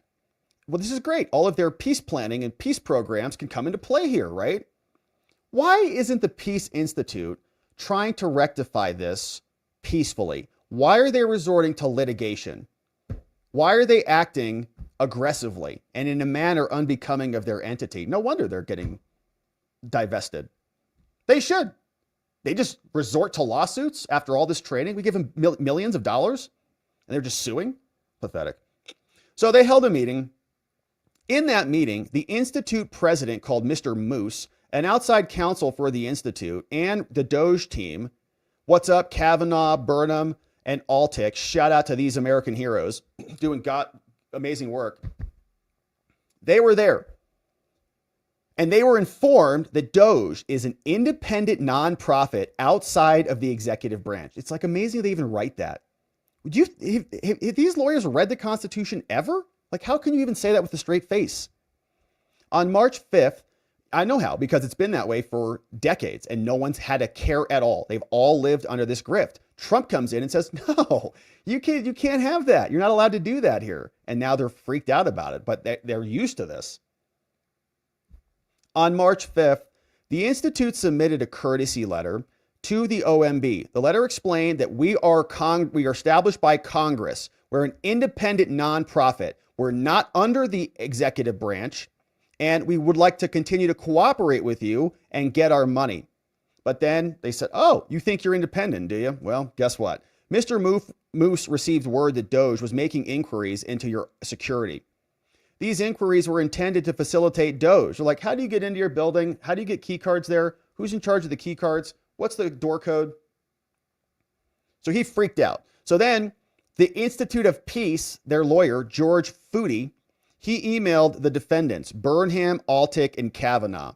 He says, hey, guys, DOGE, I know you are looking into our security, but we are not a federal entity. And the Institute owns the building, and we are an independent agency. Okay, so this lawyer sends a threatening letter to DOGE. They're like, did you get it? I got it. All right, cool. Mr. Footy, the lawyer, again confirmed the Institute is an independent non-profit corporation. You cannot come in here, and stated that unauthorized personnel would only be admitted with a valid warrant issued by a court. Okay, so he submits a declaration. So then DOGE team gets ready. On or about March 14th, the Institute's board of directors had 13 members. The 3 ex officio members and 10 members, 5 Republicans, 5 Democrats, who had been appointed before. Now, the board member plaintiffs are among the 10 duly appointed Institute members. So then on March 14th, Trent Morse of the White House Presidential Personnel Office emailed certain members of the board, said, you're fired. Trump fired you. You're gone. Those emails did not state any justification or any reasons. Now, shortly thereafter, representatives from DOGE appeared at the headquarters. So they get fired. The Democrat board members are gone. DOGE shows up. Now, because the Institute has administrative jurisdiction over the parcel of land on which its headquarters sits, and the USIP building is owned by the Institute, those representatives were denied entry. They said, no, you can't come in here. We're independent. Where'd you get your money from? Government. Who created you? The government. Oh, so you're a part of the government? No, we're independent. Is that in the Constitution? Was there a new amendment or something? No. Okay. So later that same day, then defendants from DOGE, Altick and Kavanaugh, shout out to these dudes, returned to the Institute's headquarters, and they were accompanied by FBI special agents. And they presented the Institute's lawyer with a resolution, quote, signed by 3 ex officio members of the board purporting to remove Mr. Moose from his position as the president of the Institute. Oh, so you're fired too. Now, the resolution of the ex officio board members also purported to install Jackson as acting president. So, oh, you say we can't have access? Oh, that's cool. Guess what? You're fired. This guy's in charge now. Oh, do we have access? Oh, thank you. So then they trespassed. Now, as noted, they say the Institute owns, occupies, possesses, and controls its headquarters, which are located at this address. And it's a giant, beautiful building. You look at it, it's gaudy. It looks like it's ridiculously expensive. The USIP headquarters was constructed from private gifts and contributions. All right, so let me show you this building. This building was constructed by gifts and contributions. This is the biggest grift you've ever seen. All right, maybe not ever, but it's giant. Let's see. Headquarters. This is the building, U.S. Institutes of Peace. Ridiculous. Beautiful building. Here's what it looks like. I mean, it's not exactly my style, like the architecture, but relative to other government buildings. Here, this is the Wikipedia article. Let me grab this here and properly copy and paste, like I've done this before in my life once before. Here's what it looks like. Look at this building. Giant. Look at all that glass. Giant building. You know what it costs to air conditioning something like that? Okay, we've got a federal court building in downtown Phoenix that is kind of like this. And huge windows, huge glass. This is not a courthouse. This is an Institute of Peace. It's not like a federal building. Look, it's a nice building, right? Think about your buildings in your city that look like a prison system because they're trying to make you miserable in your own cities. Looks like, you know, something out of a dystopian film. This is their building. Like, it's ours. And by the way, that building was created and constructed from private gifts and contributions. What? The Institute owns, possesses, and controls the property, all of our file computers, and more. While the headquarters building is situated on a parcel of land, the land is owned by the United States of America. The U.S. Department of Navy transferred the administrative jurisdiction to the Institute when Congress signed this into law. So then, on March 17th at 2:30, 4 employees of Intercon Security Systems, which was USIP's former security contractor, they arrived at the headquarters.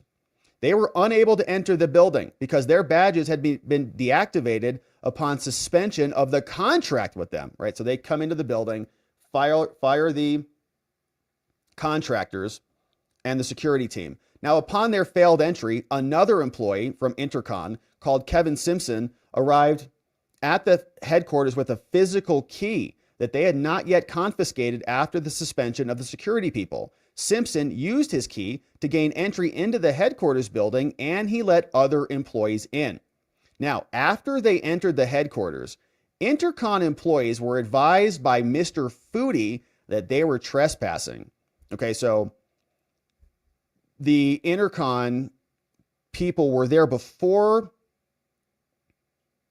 but it sounds like the entity suspended their security, right? So they're like, okay, DOGE is going to go to the security people. So they say, okay, we're just going to cancel security. But before that happened, the security had a key, let everybody in.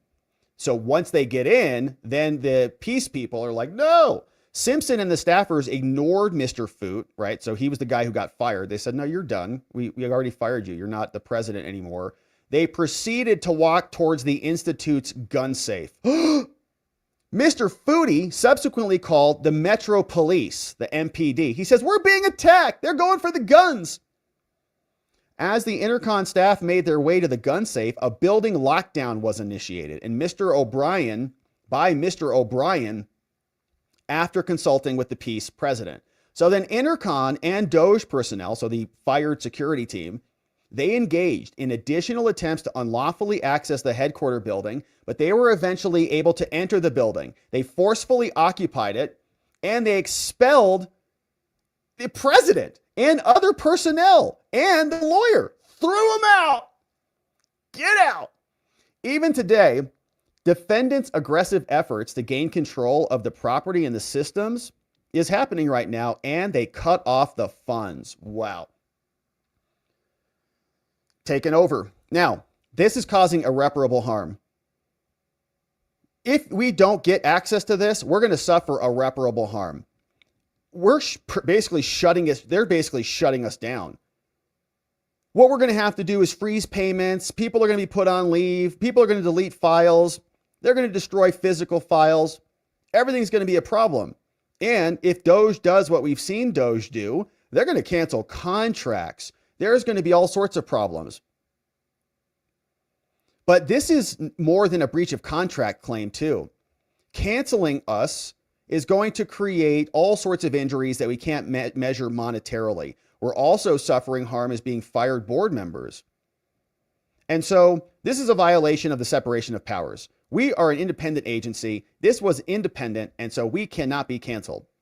They're violating the congressional act that created us, and Rubio and everybody are engaging in acts outside the law. And by the way, they also trespassed on our property. We're an independent agency, and the DOGE took over. Because of this trespass, we are suing them.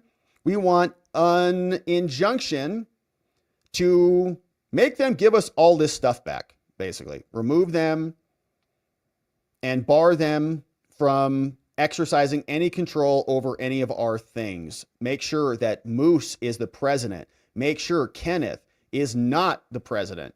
And whatever else you think is appropriate. So this lands on Judge Beryl Howell's desk. And we're all going, oh gosh, she's clearly going to grant them everything that they ask for because she hates Trump so much. But we have the hearing. Now, Kyle Cheney reported on what happened at the hearing today. Says, Judge Howell just convened an emergency hearing on the U.S. Institute of Peace's lawsuit alleging that they were forcibly ejected from their headquarters when DOGE came and took over. The judge said, you know, the building looks like a dove, and it is a pretty building. Yeah, it's a nice building relative to government buildings. Says here, the first issue here is whether the Institute of Peace is an executive branch agency, says the judge, which would make it a dispute with DOGE, an intra-branch dispute, meaning the court can't solve this. The Institute of Peace says, no, we're outside. We're outside of the executive branch, right? We don't even belong in the branch. Cheney reports that Howell is tipping her hand very clearly, saying that she thinks DOGE acted illegally to shut down the U.S. Institute of Peace. She muses whether there were any lawful ways to do what DOGE did without using the force of guns and the threats by DOGE against American citizens. She's very unhappy about it. But something occurred. And what we ended up finding is that the judge denied the restraining order to block DOGE from taking over, saying despite being offended by DOGE, there are issues with the merits of this lawsuit. Throughout the hearing, reports Kyle, she repeatedly emphasized the appalling treatment of the people who work there, but she ultimately said that there are serious questions about their structure. Yeah. And suggests that Trump may have the authority to do what he did. Yeah, exactly. She's going to expedite the case. Here's an excerpt from Cheney. Judge Howell says, are you the least bit offended by how this was executed? I have to say I'm offended on behalf of Americans who have done so much, as I just said, with Mr. Moose himself, so much service to this country, to be treated so abominably, let alone directors. Give me a break, okay? They're Democrat grifters. To strong arm a private contractor, the security, to threaten people with investigations. Doesn't that strike you as a little offensive? She whines. The prosecutor says, Your Honor, if I'm fired and I decide to barricade myself in the U.S. Attorney's office, I'm assuming some of my colleagues would say, Brian, what are you doing? Here's your termination letter. You're fired. You have to leave now. And I'm assuming, says Brian, amazing, that it would escalate from there. I'm assuming the police would be called, Your Honor. They would say, Brian, if you don't open the door, you're going to get arrested when we get in there. When viewed in that light, this is somewhat similar. They were fired. They should have been thrown out. They didn't get out. They were the ones who were trespassing. So what you can see is that Beryl Howell is even saying, yeah, that was a little bit much. Marjorie Taylor Greene is in on this too. Says the U.S. Institute of Peace orchestrated internal sabotage, going so far as to trash their taxpayer-funded offices on their way out in an attempt to prevent DOGE from gaining access to the building. There are literally hundreds of federal buildings that go completely unused and are a total waste of taxpayer dollars, but to have one intentionally trashed to prevent the work of DOGE is outrageous. So it sounds like they may have insurrected their building, and maybe they should be prosecuted accordingly, and their families can have their houses kicked in all hours of the night. Could be fun. Now, Caroline Leavitt got asked about this today at a press briefing, and here is what she said. So on the United States Institute of Peace, this is a little bit wild. I understand the old president refused to leave after he was removed from his position. He barricaded himself in his offices, had to be escorted out by police, left the building without Wi-Fi, telephones, elevators, and more, and is now telling media that DOGE broke in and illegally removed him. So can you comment on this sequence of events and specify, did DOGE illegally enter? I'm really glad you brought this up, Mary. We were made aware of this story by individuals at DOGE, at Elon Musk's team, and also at the State Department who were unable to access this building. And it became very clear that there was a concerted effort amongst the rogue bureaucrats at the United States Institute of Peace to actually physically barricade themselves essentially inside of the building to prevent political appointees of this administration who work at the direction of the President of the United States to get into the building. There was a piece in the Daily Caller, thank you for sharing the truth on this, about what happened.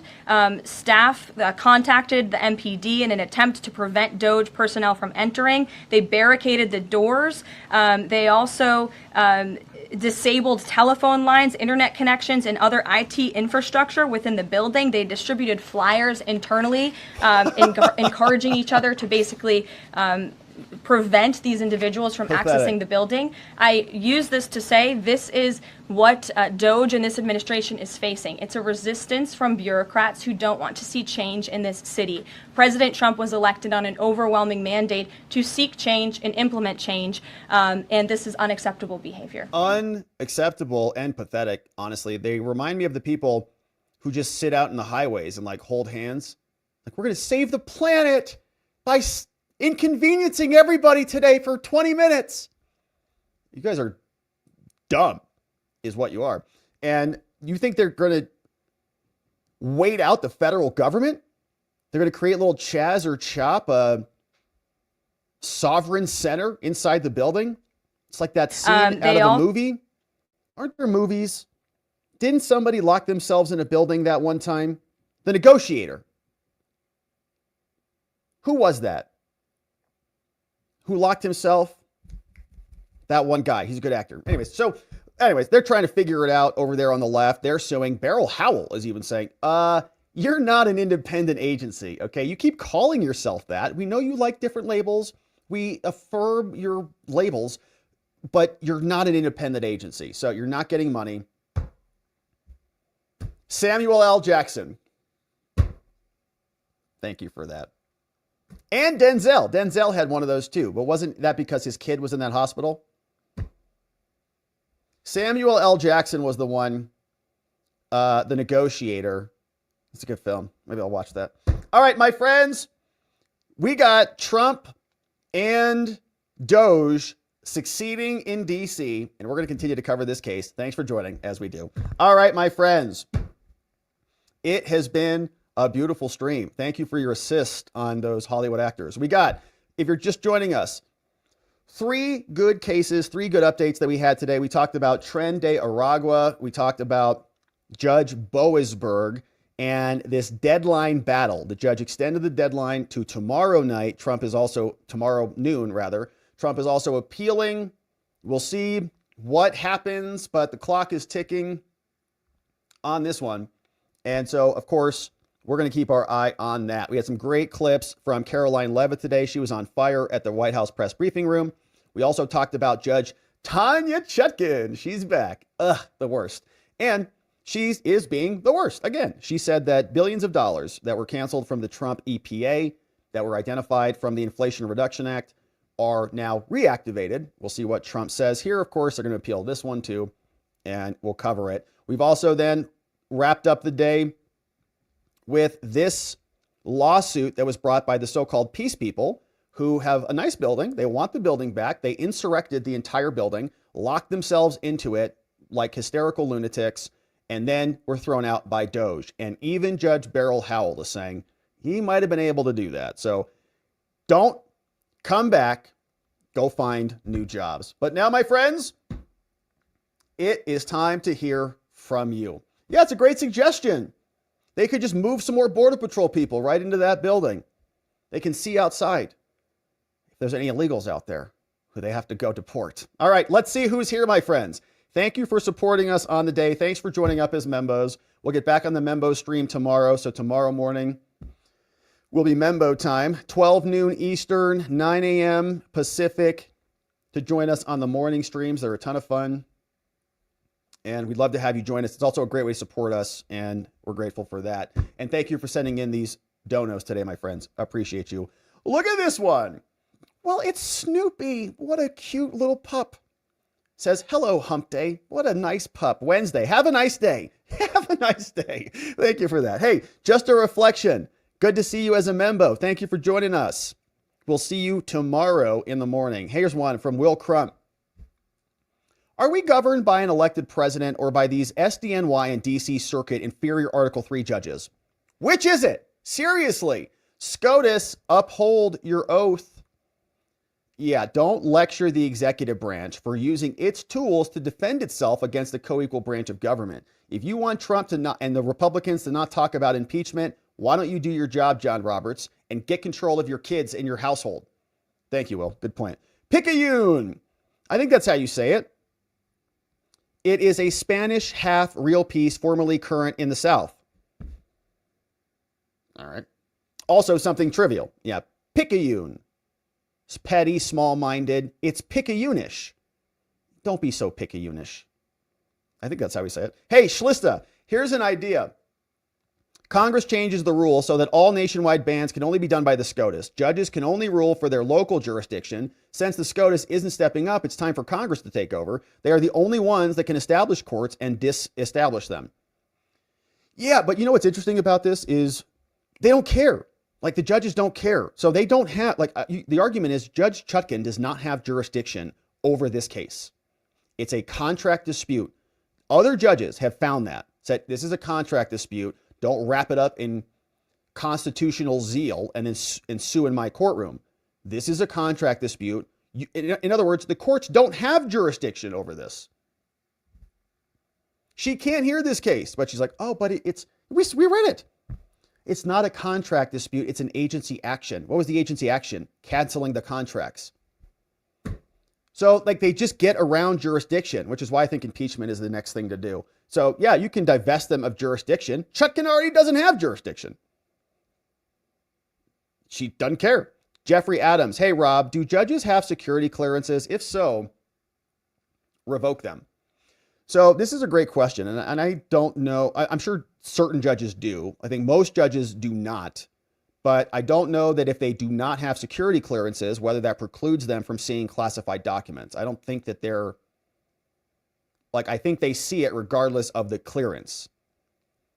Generally, I could be wrong on that. I don't know. Didn't come up in my practice. We're representing, FBI agents. So we did represent a lot of cops, though, but not in this capacity, where they're breaking, security clearances or something like that. But this judge, like Boasberg, he was also on the FISA court. So I would imagine he also probably goes through a higher level of scrutiny so he can see those things without more difficulty. He was at a FISA level, so he may have had additional trainings. I don't know about him. Hey, Rob, MAGA, Michigan Patriot.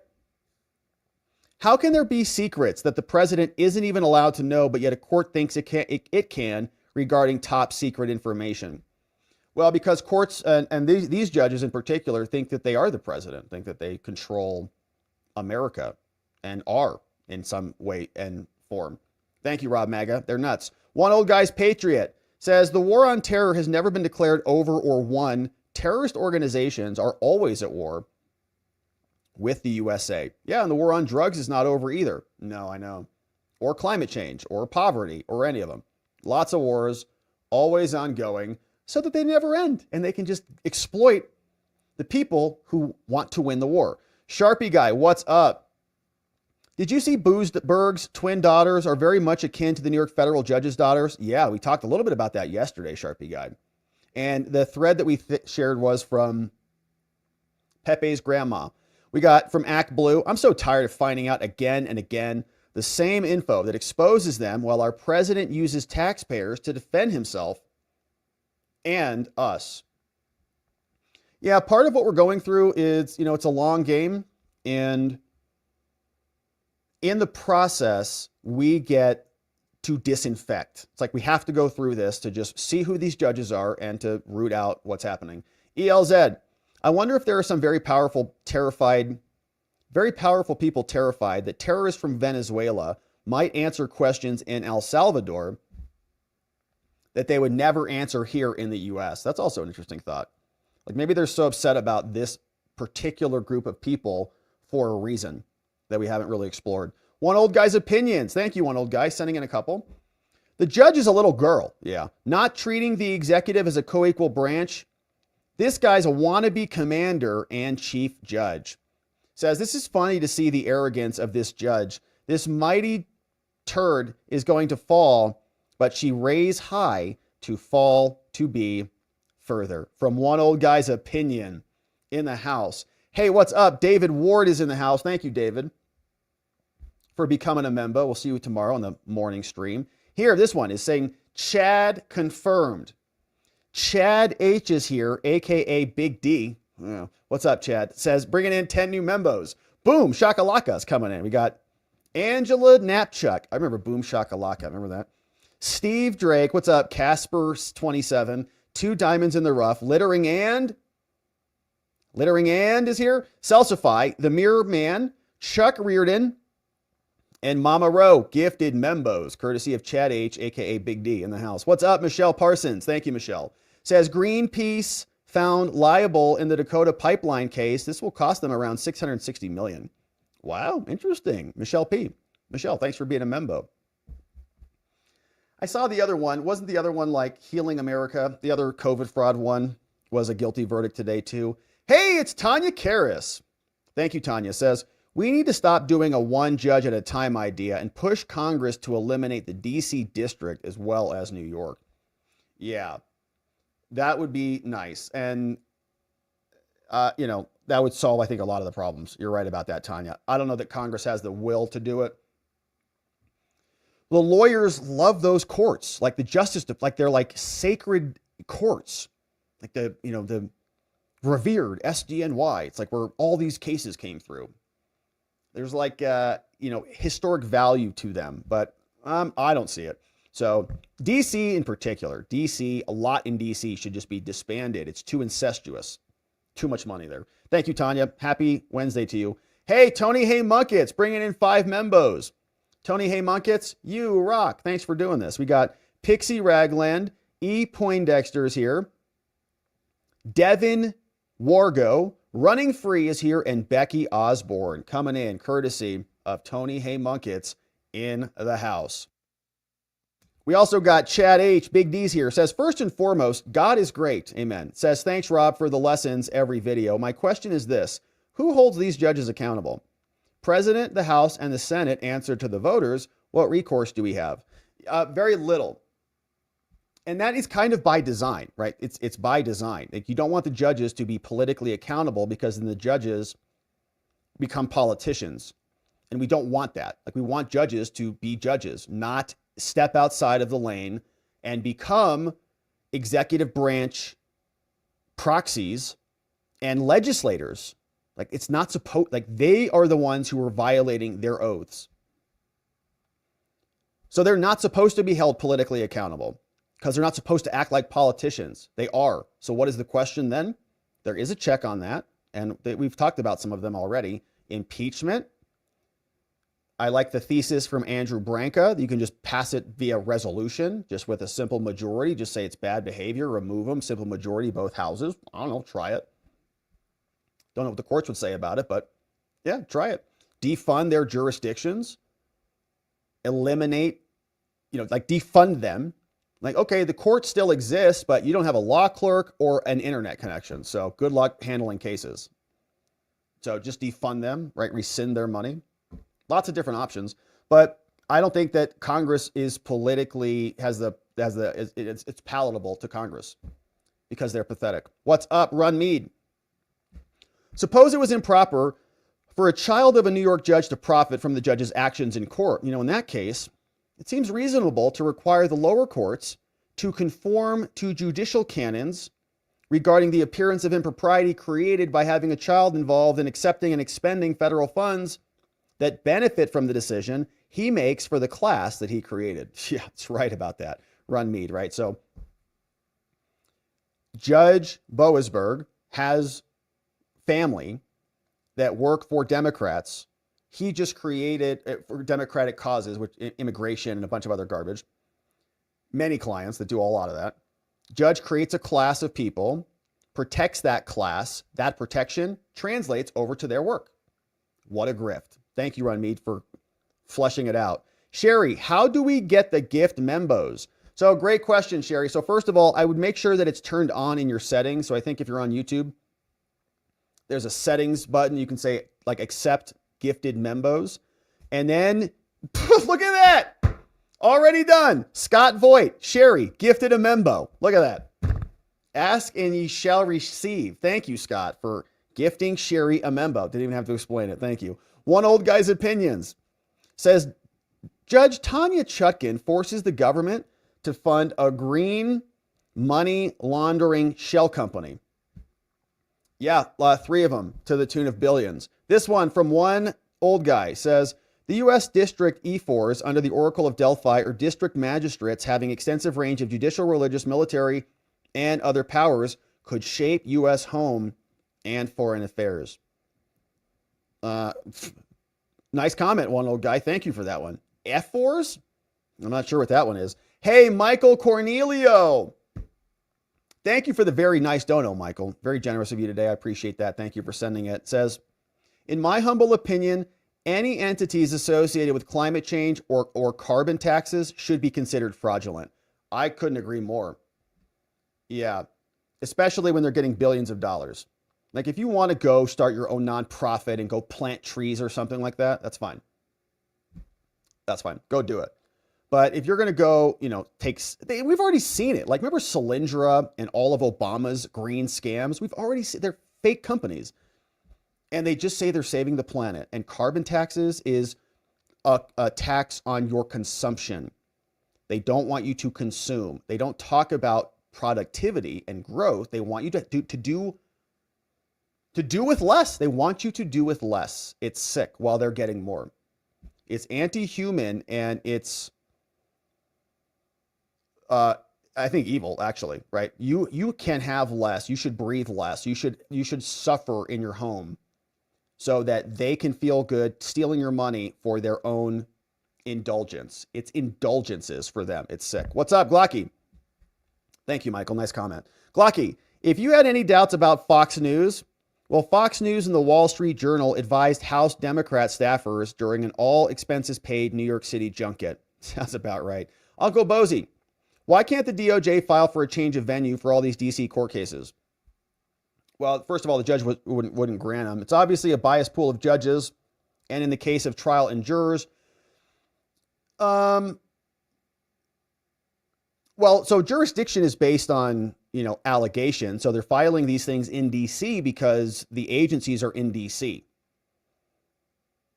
So they, they're suing the EPA. The EPA is in DC. The EPA is not in Texas.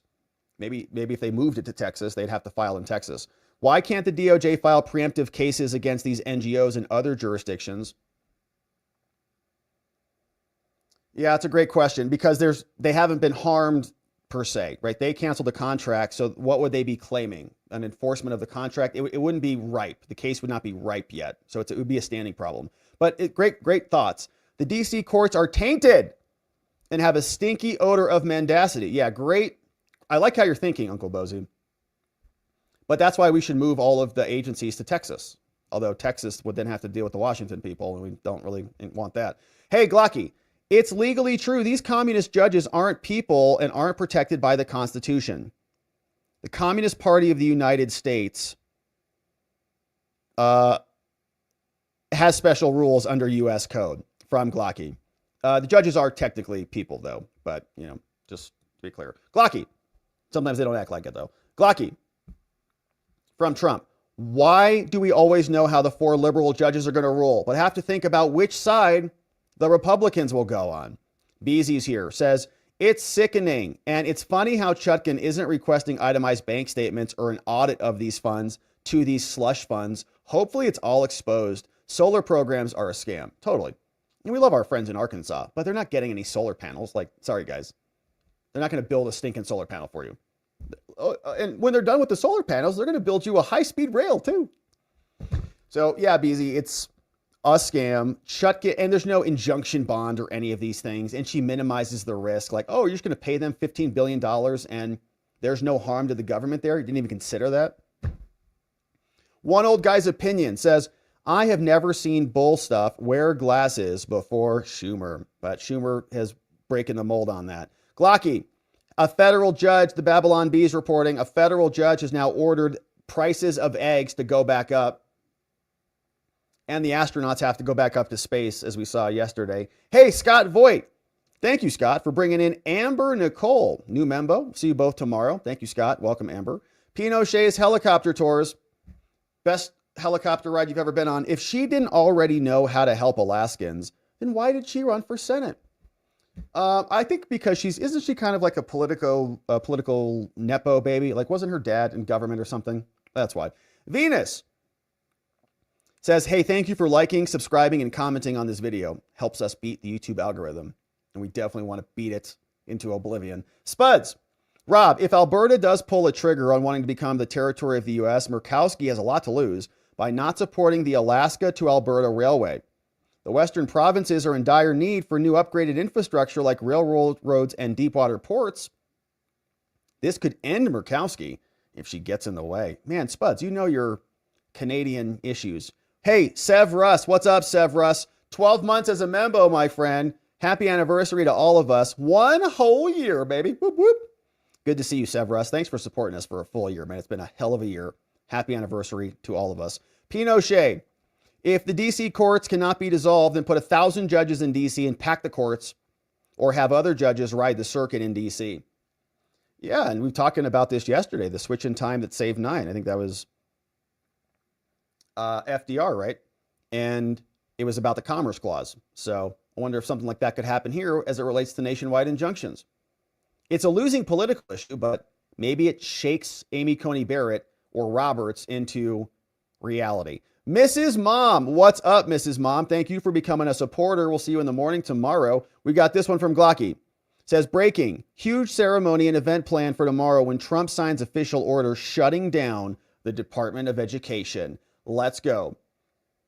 We'll see that happen tomorrow. Then we'll get some actually good systems that educate our kids. That'd be nice. Pinochet says, you, look at me, Mr. Mooseman.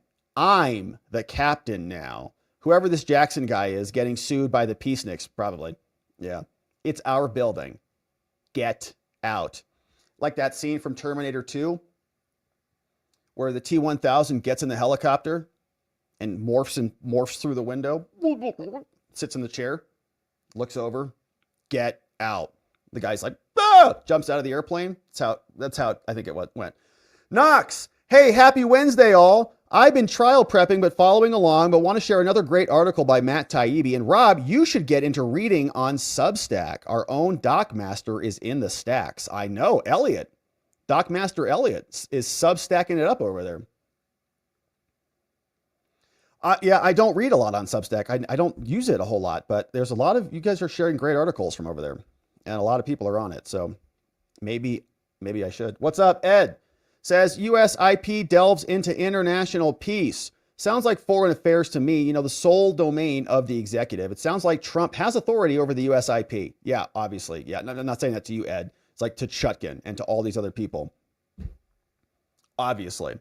Although that was the Beryl Howell case. Beryl Howell, she agreed. She's like, you guys aren't as independent as you might think.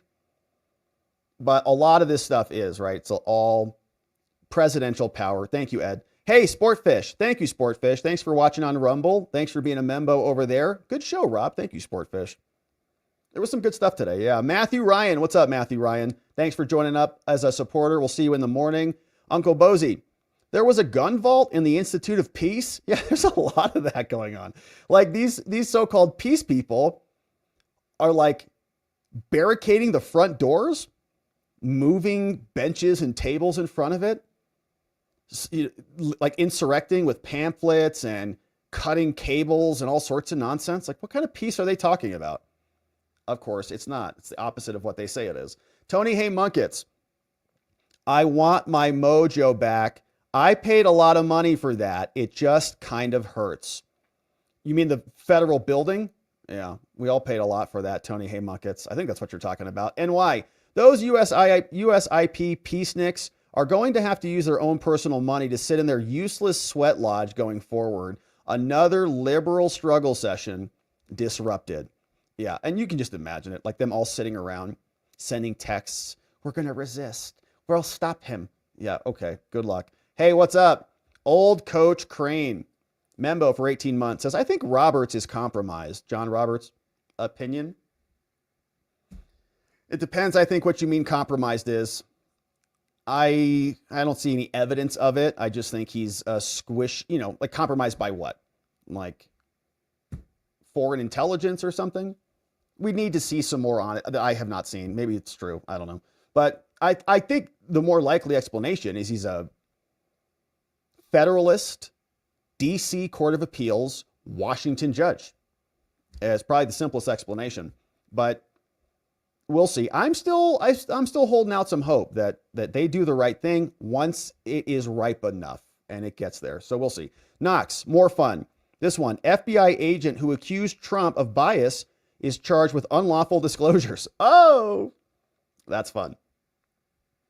Yeah, that's fun. Good.